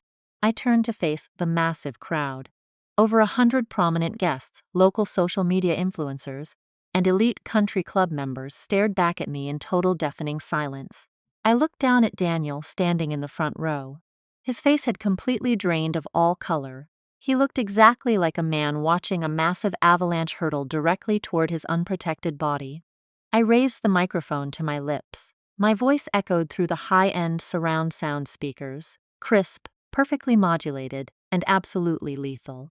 I completely agree with Rachel, I announced, letting the clear words ring out across the cavernous room. You truly should not be selfish with family. For example, you should not be selfish with the $150,000 stolen directly from my corporate operating account to pay for this venue's commercial lease. A collective sharp intake of breath sucked all the oxygen right out of the luxurious room. The wealthy investors in the front row stopped laughing instantly. Their eyes darted in sheer panic from me to Marcus and finally to Daniel. I did not stop. I paced slowly across the stage, maintaining intense, unbreakable eye contact with my husband. I explained to the captivated, horrified audience that funding a spectacular culinary dream is a beautiful sentiment, provided you are actually using your own money to do it. I detailed precisely how my husband, the brilliant financial consultant everyone had just finished praising, used his unauthorized banking access to illegally wire federal funds across state lines. I publicly congratulated Marcus on his self-made success, noting how incredibly easy it must be to build a massive hospitality empire from scratch when you are actively committing corporate embezzlement to cover your exorbitant overhead costs. The silence in the restaurant was absolute. The background hum of the kitchen staff had completely vanished. I looked over at Patricia and Richard standing near the bar. My mother-in-law's jaw hung open in pure shock. The arrogant, condescending matriarch who had spent the entire evening insulting my design firm now looked like she was about to collapse onto the marble floor. I spoke directly to her, amplifying my voice so every single country club friend could hear. I thanked Patricia for her valuable advice earlier. I agreed that Daniel certainly was a hard worker, specifically when it came to laundering my corporate dividends through fake holding companies to finance this spectacular charade. I pointed a perfectly manicured finger at Rachel's designer jewelry, publicly estimating that her new diamond drop earrings cost roughly the equivalent of my company's quarterly software licensing fee. I exposed the absolute truth that every piece of velvet, every crystal chandelier, and every drop of premium champagne in this building was purchased with stolen capital. Guests began whispering nervously, taking immediate steps backward to distance themselves from Daniel and Marcus. The wealthy investors realized they were standing inside a massive crime scene. I lowered the microphone slightly, letting the sheer crushing weight of my accusations settle heavily over the paralyzed crowd. I had just successfully dismantled their entire fabricated reality in under 60 seconds. The grand illusion of the wealthy, benevolent provider and the brilliant self-made restaurateur was instantly reduced to absolute ash. I watched Marcus standing near the edge of the stage. His custom velvet dinner jacket suddenly looked like a stolen costume. His arrogant posture had completely crumbled under the weight of public exposure. He stared at me with wide, terrified eyes. Realizing the federal implications of my words, the room went dead silent. Marcus dropped his champagne flute. It hit the imported marble floor and shattered loudly. The sharp crystalline crash of Marcus's champagne flute shattering against the imported marble floor broke the absolute silence of the room. The delicate glass exploded into hundreds of glittering fragments around his expensive leather shoes. The wealthy investors standing nearest to him instantly stepped back, their faces displaying a mixture of severe alarm and profound confusion. The joyful celebratory atmosphere of the grand opening had evaporated in less than a minute, replaced by a heavy, suffocating tension that held every single guest completely paralyzed. Richard lunged forward from the front row. His face was a mottled, unhealthy shade of crimson, violently clashing with the crisp white collar of his expensive tuxedo. He pointed a trembling, furious finger directly at my face, the veins in his neck bulging with unchecked frantic rage. "Are you insane?" he bellowed, his voice cracking loudly as it echoed through the cavernous dining hall. "Get off the stage right now. You are embarrassing us." I looked down at my father-in-law with a gaze so entirely devoid of warmth it could have frozen the champagne resting in the nearby crystal flutes. I did not raise my voice to match his frantic hysteria. I did not flinch or step back. I simply adjusted my grip on the microphone and let a cold, placid smile touch my lips. "I am not the one who should be embarrassed, Richard. I am simply the auditor delivering the final quarterly report." I handed the microphone back to a completely petrified Rachel. She took it with shaking hands, holding the dark metal device as if it were a live grenade ready to detonate. I turned my back on my in-laws and gracefully descended the short wooden steps of the raised platform. The sea of prominent local influencers, wealthy venture capitalists, and elite country club members physically recoiled as I approached. They parted like a wave, granting me an entirely unobstructed path through the center of the room. I walked with deliberate, measured steps across the dining floor, the blood-red silk of my designer dress trailing fiercely behind me. I bypassed the panicked waitstaff and headed straight for the elevated audiovisual control station, situated in the far corner of the restaurant. The hired DJ, a young man wearing heavy black headphones around his neck, stared at me in sheer terror as I purposefully invaded his workspace. I did not ask for his permission. I reached into my oversized leather clutch and pulled out my personal phone. I located the primary auxiliary input cable resting on the professional mixing board. The DJ wisely stepped back, raising his hands in a silent gesture of total surrender. I plugged my device directly into the venue's high-end projection and surround sound system. Across the dining room, Daniel suddenly realized exactly what I was about to do. The smug, arrogant facade he had maintained all evening completely collapsed. He shoved his way past a group of stunned corporate sponsors, desperately trying to close the distance between us. He screamed my name, his voice thick with raw, unadulterated panic. But the dense crowd of horrified guests inadvertently blocked his path. I tapped the screen of my phone. A massive 10-foot projection instantly illuminated the pristine white wall directly behind the main dining area. The high-definition image bathed the entire restaurant in a harsh, unforgiving light. It was the hidden photograph I had meticulously extracted from his digital vault just days prior. The picture displayed a lavish, incredibly expensive third birthday party hosted at a premium indoor playground facility. The crowd gasped in perfect unison. Projected right in front of them was a towering image of Daniel grinning brightly and holding a small, sharply dressed toddler high upon his broad shoulders. The boy had Daniel's exact jawline, his exact nose, and his unmistakably piercing eyes. It was a flawless genetic copy, but the child was only the beginning of the sheer devastation. Standing right beside my husband in the massive projection was a young, attractive woman with long dark hair, smiling radiantly at the camera. This was Monica, The mistress whose luxury penthouse I was currently supposed to be financing with my stolen home equity. Flanking the happy illicit couple were the rest of the parasites. Rachel and Marcus were standing there, completely embracing the illegitimate family. Marcus, a man who loved projecting an image of absolute moral superiority and high-class sophistication, was laughing joyfully in the photo, fully complicit in the ultimate betrayal. Richard and Patricia were positioned right in the center of the frame, beaming with absolute unadulterated joy. Patricia, who had spent the evening looking down her nose at everyone, now leaned heavily against a cocktail table, clutching her chest as if she had been physically struck. They were proudly celebrating a secret grandson while I was grinding through 80-hour workweeks to fund their very existence. The collective shock in the room was dense and suffocating. The country club friends who had just praised Daniel for his upstanding moral character now stared at the 10-foot projection in total disgust. They realized they were not just attending a restaurant opening funded by corporate embezzlement. They were standing in a room hosted by a man who had funded a secret second family using his wife's stolen capital, fully supported by his enabling parents and his deceitful sister and brother-in-law. The entire fabricated illusion of their wealthy, morally superior family was burned to the ground in a single undeniable photograph. Daniel finally broke through the wall of guests. He lunged toward the DJ booth, his tuxedo jacket riding up his arms, his face twisted in absolute desperation. He yelled at the audiovisual technician to cut the power, demanding someone pull the plug on the massive projector. The private security guards, realizing the rapidly escalating hostility of the situation, immediately stepped in front of my husband. They pressed their strong hands against his chest, physically restraining him from reaching the control board.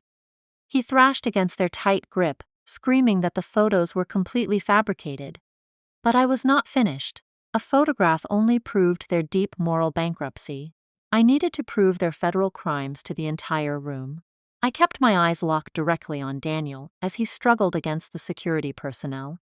Next, I navigated seamlessly to the pristine audio file I had recorded on the morning train ride. I adjusted the main volume slider on the mixing board, pushing it to maximum capacity. I hit play. The heavy bass of the venue's surround sound system crackled for a split second before Rachel's shrill, frantic voice echoed through every single speaker in the building.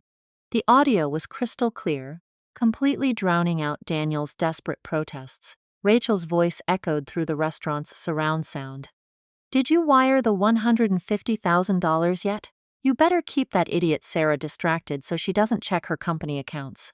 Oh, and Monica says the kid needs his private preschool tuition paid by Friday."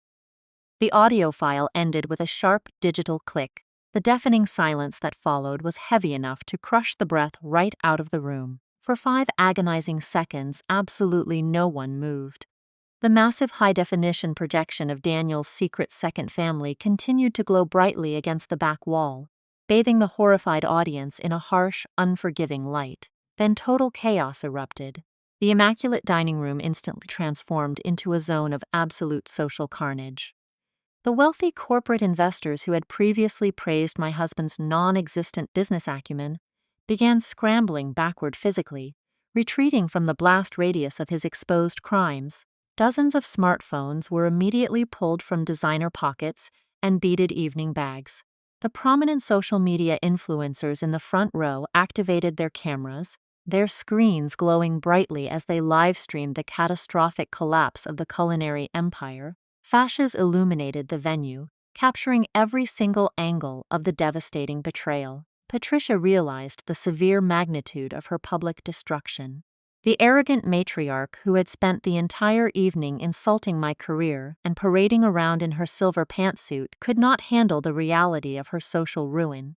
The elite country club friends she so desperately wanted to impress were now recording her ultimate humiliation. Patricia let out a loud, theatrical gasp, clutching her chest as if her heart had suddenly stopped.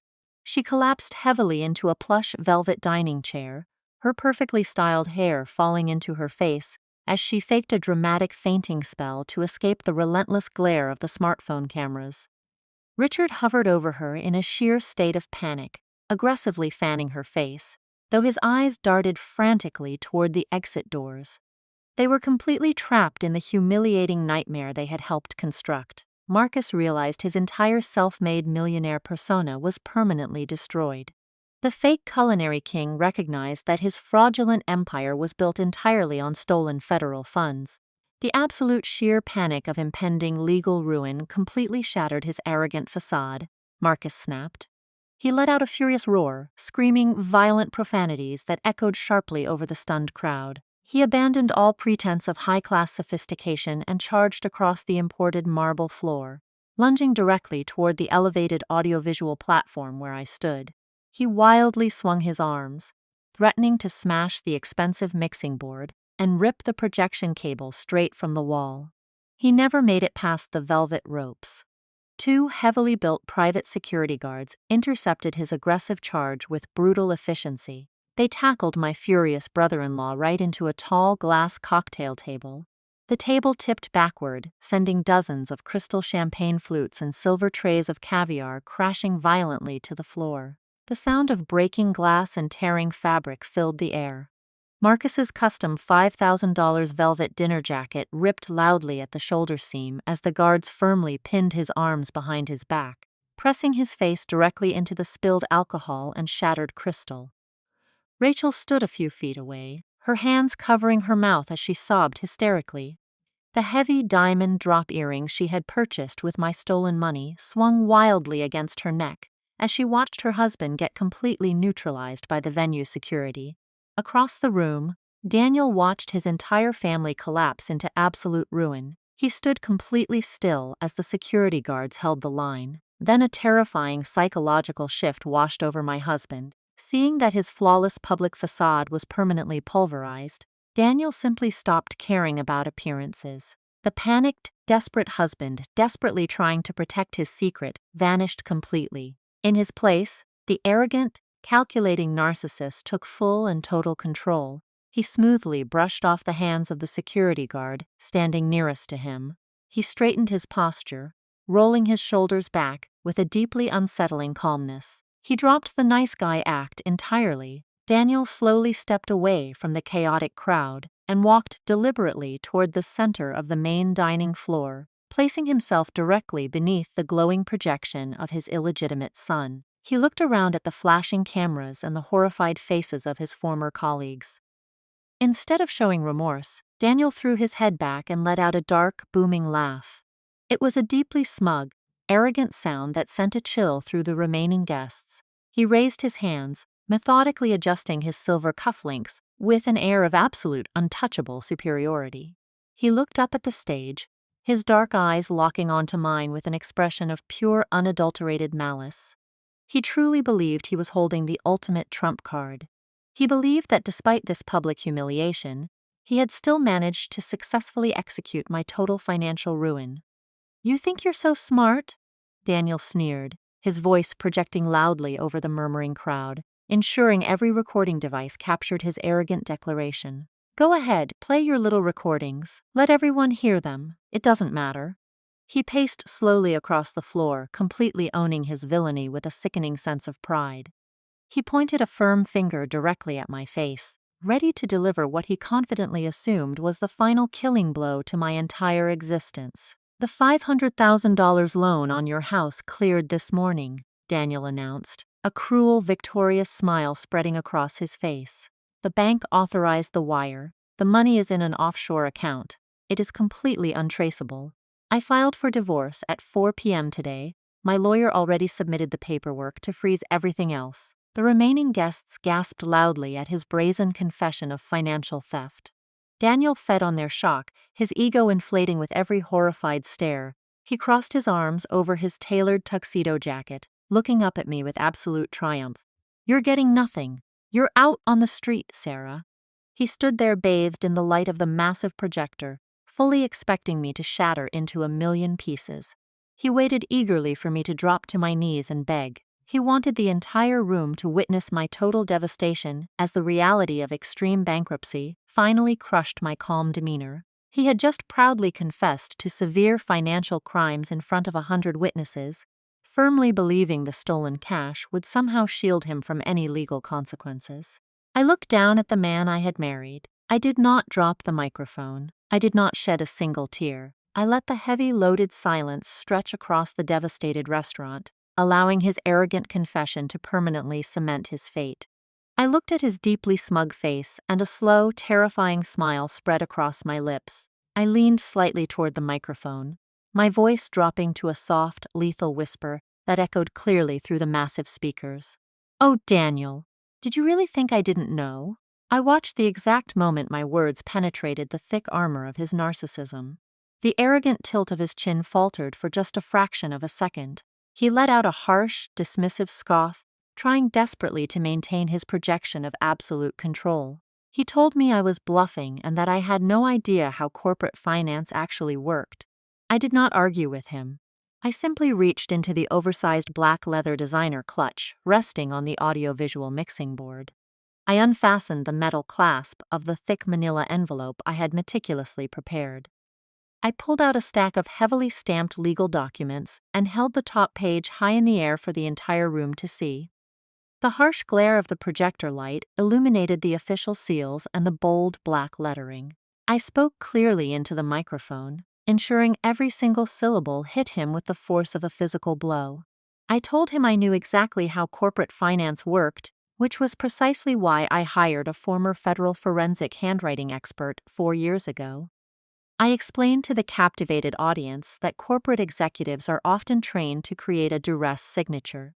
I described how it is a distinctively altered version of their normal handwriting designed exclusively to be used when they are being forced to sign fraudulent contracts. I looked directly into Daniel's rapidly widening eyes. I informed him that I deliberately altered the angle of the capital letter in my first name and completely disconnected the fluid loop of my last name. I told him any certified document examiner would take one glance at the home equity application he submitted and instantly declare it a legally provable forgery. Daniel swallowed hard, his throat bobbing visibly under his expensive silk bow tie. He took a hesitant step backward, his polished leather shoes slipping slightly on the spilled champagne covering the marble floor. He tried to stammer out a defense, claiming he still secured the loan and the money was already gone. I shook my head slowly, letting a chilling laugh escape my lips. "You did not mortgage my house, Daniel." I delivered the ultimate reversal with surgical precision.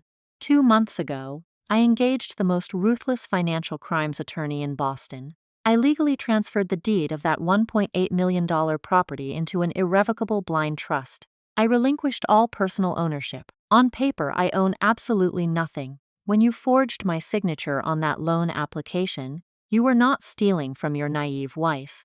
You were actively attempting to leverage a federally protected asset managed by an independent fiduciary. You did not just trick a local bank, you committed federal bank fraud. The air in the restaurant grew completely stagnant.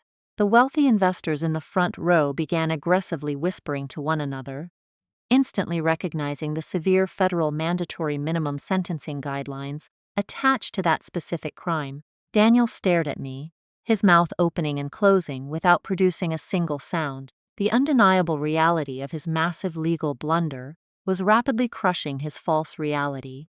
He had willingly handed the federal government everything they needed to lock him in a cage for a decade. Marcus let out a loud, frantic gasp from his position on the floor. The private security guards were still pinning his arms behind his back, but he managed to lift his head from the shattered crystal and spilled caviar. He stared at Daniel with a look of pure, unadulterated terror. Marcus screamed that Daniel had promised the money was completely clean.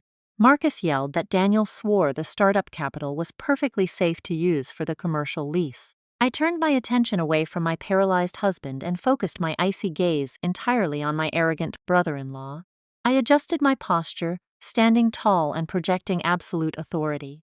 I told Marcus he should never accept financial advice from a mid-level consultant who cheats on his wife. I pulled the second document from my stack. It was the certified tracking report provided directly by my corporate banking liaison. "And regarding that $105,000 you wired to Marcus this morning," I continued, my voice echoing relentlessly across the grand dining room, "you did not wire those funds from my corporate operating account. The second I discovered your pathetic plan, I contacted the Internal Revenue Service Criminal Investigation Division. I officially surrendered control of that specific account and flagged it as a honeypot for an ongoing internal fraud investigation. I worked directly with federal agents to monitor the transaction. Daniel stumbled backward, hitting a cocktail table. His legs completely gave out. He gripped the edge of the table to keep himself from collapsing onto the floor. I delivered the second lethal hit without a single ounce of mercy. You transferred flagged federal funds across state lines, I announced. The moment you clicked confirm on that transfer, you committed wire fraud. And Marcus, the exact second you accepted that stolen federal cash to secure the commercial lease for this building, you committed aggressive money laundering. The federal government has been tracking every single cent you spent on these crystal chandeliers and imported marble floors. You built your entire culinary empire inside a federal trap. The smug, victorious smile that had defined Daniel's entire existence vanished completely. The healthy flush of color violently drained from his face, leaving his skin an ashen, sickly gray. The realization of his absolute inescapable destruction hit him with the force of a freight train. He was not going to a luxury offshore account. He was not moving into a high-rise penthouse with Monica. He was going to federal prison, and he had dragged his sister's husband right down into the abyss with him.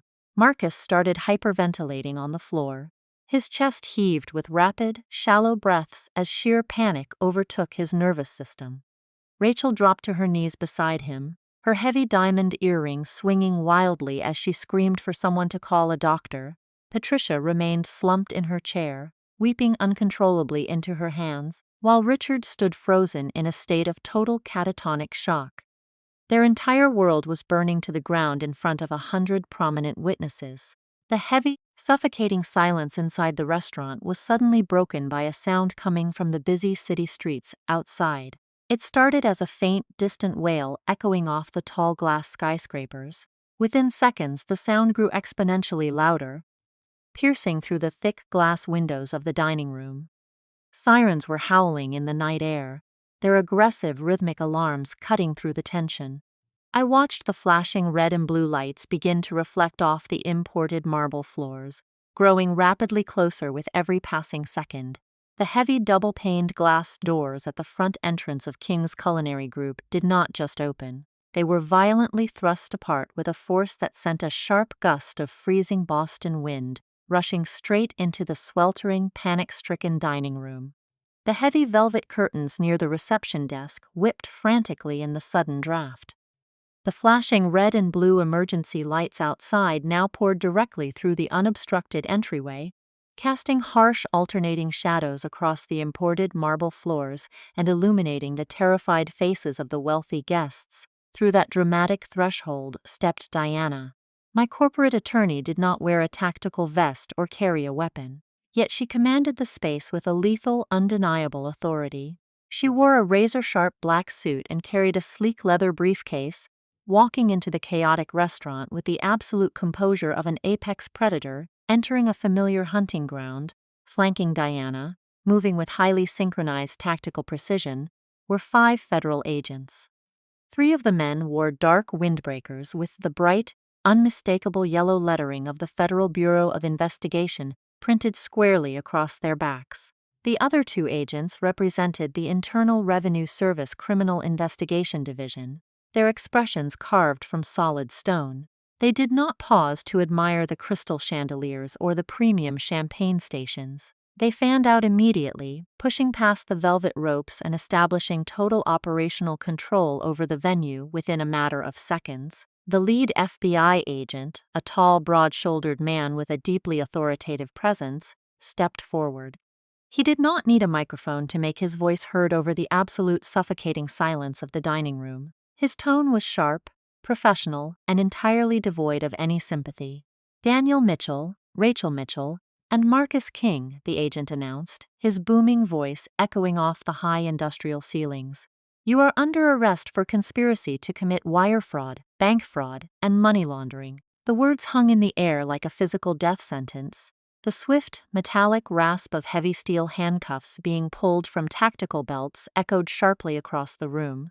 The sound broke whatever fragile, desperate illusion my husband and his family were still clinging to. The reality of federal prison had officially arrived at their lavish grand opening. The security guards, who had previously pinned Marcus to the floor, quickly stepped away, backing into the crowd with their hands raised to signal complete compliance with the federal authorities. The moment the physical restraint was lifted, Marcus did not try to run. He did not try to fight or argue his innocence. The fake culinary king completely shattered. He collapsed onto his knees, his torn custom velvet dinner jacket soaking up the spilled champagne and crushed caviar. He began sobbing hysterically, wrapping his arms around his own chest and rocking back and forth on the ruined marble floor. The arrogant bravado he had projected all evening was entirely gone, replaced by the pathetic weeping reality of a man who knew his entire life was over. Two federal agents marched directly toward the stage where Rachel was standing. As they aggressively grabbed her arms to pull them behind her back, her mind completely snapped. The heavy diamond drop earrings she had purchased with my stolen money swung violently against her neck as she thrashed against the agent's tight grip. She refused to look at me or her husband. Instead, she twisted her head and began screaming frantically at her parents. She shrieked at Richard and Patricia to do something, demanding they call a lawyer, begging them to use their money to stop the arrest. She wailed that she could not go to jail and that she was not supposed to be humiliated like this in front of high society. The IRS agents moved straight for Daniel. My husband did not fight. He did not scream or cry like his sister and brother-in-law. He stood perfectly rigid, completely paralyzed by the sheer magnitude of his defeat. He stared blankly ahead as the federal agents aggressively pulled his arms behind his tailored tuxedo jacket and snapped the cold steel handcuffs tightly around his wrists. The sharp click of the locking mechanism finalized his destruction. He was no longer a wealthy financial consultant. He was a federal inmate. Patricia and Richard watched their two golden children being shackled in front of Boston's elite society. The country club friends they had desperately tried to impress were actively recording the entire arrest on their smartphones. The absolute social and financial ruin was too much for my in-laws to process. They realized they had absolutely no power, no leverage, and no money to stop the federal government from taking their children away. In a state of sheer, unadulterated desperation, Patricia and Richard turned their frantic eyes toward me. They scrambled across the dining room floor, completely abandoning all pretense of high-class sophistication. They threw themselves at my feet, literally falling heavily onto their knees right in front of the audiovisual stage. Patricia reached out with trembling manicured hands and grabbed tightly onto the fabric of my blood-red silk dress. "Sarah, please," Patricia sobbed, tears ruining her expensive makeup and streaking dark mascara down her pale cheeks. "You have to stop them. Tell the agents it is a massive misunderstanding. Tell them it was just a domestic dispute over business funds. We are family, Sarah. We are your family. You cannot let them take Daniel away." Richard grabbed the other side of my dress, his pompous demeanor completely obliterated. He wept openly, his face tilted up toward mine in absolute submission. "We will give the house back," Richard begged, his voice cracking with panic. "We will cancel the restaurant lease. We will make Marcus pay back every single dollar. Just please call off your lawyer. Tell them we made a mistake. We will do anything you want." I looked down at the two pathetic figures groveling at my feet. These were the same people who had mocked my career, funded my husband's secret mistress, and gleefully celebrated the planned theft of my premarital home. They had gladly watched me work 80-hour weeks to finance their luxurious delusions, fully intending to leave me bankrupt and homeless. I did not feel a single ounce of pity. My heart was a steady, rhythmic drum of absolute cold justice. I reached down and firmly grasped the expensive red silk fabric of my designer dress. With a sharp, powerful, and deliberate motion, I violently yanked the material straight out of their desperate, clinging hands. Patricia stumbled forward, her palm slapping flat against the cold marble floor. I reached into my oversized black leather clutch one final time. I pulled out a thick, heavy manila folder that Diana had meticulously prepared for me earlier that afternoon. I held it over their heads for a brief second, letting them see the official legal seal stamped across the front cover. I opened my hand and let the heavy folder drop, It hit the floor right between Patricia's trembling hands with a loud, definitive smack. "Here are the divorce papers and your restraining orders. Find another table. This one isn't for parasites." 6 months passed since that spectacular collapse at the restaurant. The media fallout was instantaneous and absolutely merciless. By the following morning, every major news outlet in Boston was running the story on their front pages. The spectacular arrest of a prominent financial consultant and his aspiring restaurateur brother-in-law provided endless entertainment for the city. Someone inside the venue had live-streamed the entire confrontation, and the shaky smartphone footage of my in-laws, groveling on the imported marble floor, went completely viral. The elite country club friends who had previously attended their lavish dinner parties immediately severed all ties, treating Richard and Patricia like highly contagious social parasites. The federal justice system moved with terrifying efficiency. Diana ensured that the prosecutors had a watertight case, handing them every digital footprint, intercepted document, and recorded confession. Daniel tried to hire a high-powered defense attorney, but his frozen bank accounts severely limited his legal options. Standing before a federal judge, the arrogant man who had tried to steal my home and my company was reduced to a shaking, pathetic shell of his former self. He cried openly during his sentencing hearing, begging for leniency and blaming the stress of his corporate job for his temporary lapse in judgment. The federal judge was completely unimpressed by his theatrical tears. Daniel was sentenced to 7 years in a federal penitentiary without the possibility of parole.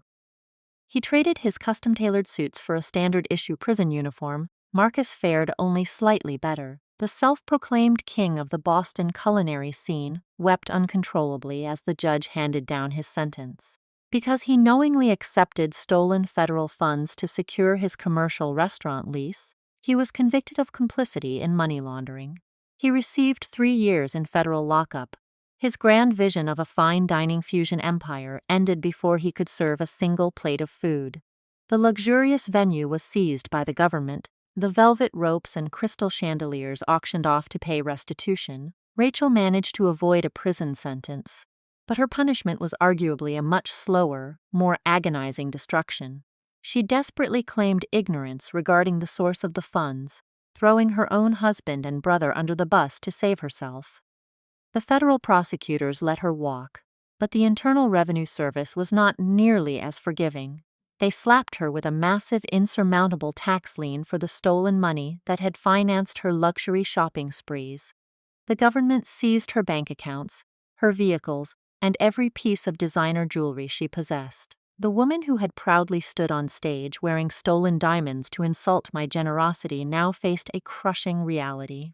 Without her husband's fake wealth or her parents' financial support, Rachel was forced to enter the manual labor force. She currently works as a night shift cleaner at a budget motel on the outskirts of the city, scrubbing dirty floors and changing cheap bed linens just to survive. The ultimate ruin, however, fell squarely upon Richard and Patricia. They refused to accept the reality of their golden children's guilt. In a desperate, delusional attempt to keep Daniel and Marcus out of federal prison, my former in-laws completely drained their own life savings. They hired a team of expensive defense attorneys, liquidating their retirement portfolios and taking out massive personal loans they could never possibly repay. When the guilty verdicts were handed down, Richard and Patricia were left with absolutely nothing. They were forced to declare total bankruptcy. The bank foreclosed on their pristine suburban home, evicting them with only the possessions they could fit into a few cardboard boxes. The arrogant matriarch and patriarch, who had looked down on my architecture firm as a cute little hobby, now live together in a tiny dilapidated studio apartment. They rely entirely on government assistance to purchase their weekly groceries. As for Monica, her luxurious dreams evaporated the exact moment the federal agents placed Daniel in handcuffs. She had spent months bragging to anyone who would listen about the spectacular downtown penthouse her wealthy boyfriend was purchasing for her. When she realized that the $500,000 home equity loan was completely fraudulent and that Daniel's assets were entirely frozen, her loyalty vanished instantly. She did not attend a single one of his court hearings. She did not write him letters or offer any emotional support. The very next day, Monica packed up her 3-year-old son, abandoned her apartment, and moved completely out of state. She disappeared into the wind, searching for a new target to fund her expensive lifestyle. Daniel lost his freedom, his marriage, his wealth, and his secret second family, all in one single devastating sweep. I followed the legal proceedings closely through Diana, maintaining my distance from the actual courtroom drama. I spent those 6 months pouring my energy back into my company, watching my profit margins expand rapidly now that the parasitic drain on my accounts was permanently severed. I felt an incredible, profound sense of peace. On a quiet Tuesday afternoon, my executive assistant walked into my office and placed the day's mail on my glass desk. Sitting right on top of the pile was a standard white envelope bearing the distinctive return address of a federal correctional institution. It was addressed to me in Daniel's familiar handwriting. I picked up the heavy envelope and sliced it open with a silver letter opener. I pulled out 3 pages of lined notebook paper covered in frantic, messy ink. I leaned back in my ergonomic chair and read the first page. It was a pathetic, rambling manifesto of guilt and desperation. He begged for my forgiveness, claiming he realized the massive magnitude of his mistakes. He wrote that he still loved me and asked if I would be willing to visit him during visiting hours. I reached the end of the first page. I smiled, then fed the unread second page directly into my paper shredder. I watched the sharp steel blades of the shredder pull the lined notebook paper down into the machine. The loud mechanical grinding noise filled my quiet office, reducing Daniel's desperate apologies and pathetic excuses into hundreds of tiny illegible white ribbons. I did not even glance at the third page before feeding it into the very same slot. I did not need to read his frantic begging or hear his hollow promises of rehabilitation. His handwritten words held absolutely no power over me anymore. He was a ghost from a past life I had successfully amputated. I emptied the shredder bin directly into the recycling container, dusted off my hands, and completely erased him from my mind forever. My life belonged entirely to me now, and I would never again allow an opportunistic manipulator to infiltrate my personal sanctuary. I took a deep breath, inhaling the quiet calm of my secure office, ready to face the future, present day. It has been exactly 1 year since that spectacularly chaotic evening at the restaurant. I am standing in my brand new corporate headquarters. We outgrew the old office space months ago. I now occupy a sprawling penthouse suite on the 40th floor of a premier high-rise in the heart of the Boston financial district. The floor-to-ceiling glass windows offer a breathtaking, unobstructed view of the sprawling city skyline and the deep blue expanse of Boston Harbor. The morning sunlight pours across my imported marble desk, illuminating a workspace entirely devoid of the toxic stress that used to define my daily existence. I take a slow sip of my dark roast coffee, looking down at the bustling streets below with a profound sense of absolute peace. The air feels clean, sharp, and totally untainted by the parasitic leeches I left behind in the dirt. Leaving that old brownstone behind, the very place where he arrogantly forged my signature, was the final step in my complete liberation. I sold that massive house entirely in cash to a wealthy foreign investor, just days after the trial concluded, using every single dollar of that liquid equity to aggressively expand my corporate infrastructure and dominate my market sector. Without Daniel secretly siphoning away my capital and draining my emotional energy, my architecture firm experienced an unprecedented explosion of growth. In just 12 months, my company has completely tripled in overall market value. We secured massive multi-year contracts with 3 major international development corporations, completely dominating the regional commercial design market. We expanded our workforce, hired top-tier executive talent away from our biggest competitors, and aggressively acquired 2 smaller competing firms. The so-called little design hobby my arrogant former mother-in-law loved to mock is now actively shaping global architecture trends and setting industry standards across the entire country. I am no longer just a successful founder navigating the challenging corporate ladder. I am a highly respected industry titan. My financial portfolios, still heavily protected within the impenetrable walls of my irrevocable blind trust, reflect a level of generational wealth that Daniel and his greedy family could never even begin to comprehend. They foolishly traded their freedom for a cheap temporary illusion, while I quietly and methodically secured a massive permanent empire that nobody can ever take away from me. I turn away from the stunning skyline view and sit down in my ergonomic leather executive chair. Resting in the center of my desk is a thick stack of newly drafted legal documents prepared by Diana. I am not reviewing defensive strategies or asset protection plans. Today I am finalizing the charter for a brand new nonprofit organization I personally founded and fully endowed. It is an aggressive, comprehensive financial literacy and legal defense scholarship program specifically dedicated to helping women escape financial abuse. The fund provides victims with ruthless forensic accountants, elite corporate attorneys, and the emergency capital required to untangle themselves from manipulative partners who use money as a weapon of control. We help them restore their ruined credit scores, secure safe, independent housing, and legally prosecute the spouses who tried to leave them destitute. I am using the exact same strategic tactics that saved my life to arm other women with the legal heavy artillery they need to completely obliterate their abusers. Every time I sign an approval grant for a new applicant, I feel a deep, resonating sense of genuine happiness. Turning my darkest betrayal into a weapon for justice has healed me completely. I cap my heavy silver pen and look out the massive window one last time, watching the tiny cars move through the distant city streets below. Society pushes a very specific, highly damaging narrative about loyalty, family, and blind forgiveness. They told me blood is thicker than water. They tried to convince me that familial obligation requires you to quietly endure disrespect, blatant financial theft, and constant emotional manipulation just to keep the peace at the holiday dinner table. They expect successful women to shrink themselves to protect the fragile egos of insecure men. But I learned the hard way that sometimes blood is just a leech trying to drain you dry. When you finally identify a parasite actively destroying your financial and emotional foundation, you do not try to negotiate with it. You do not sit down and try to offer it a second chance to feed off your hard work. You surgically remove it. You sanitize the wound, and you move forward into the future with absolute unyielding strength. The greatest revenge is not explosive anger or public screaming matches. It is achieving absolute untouchable success with terrifyingly cold precision. Have you ever had to use the law to permanently protect yourself from the greedy people who were supposed to love you?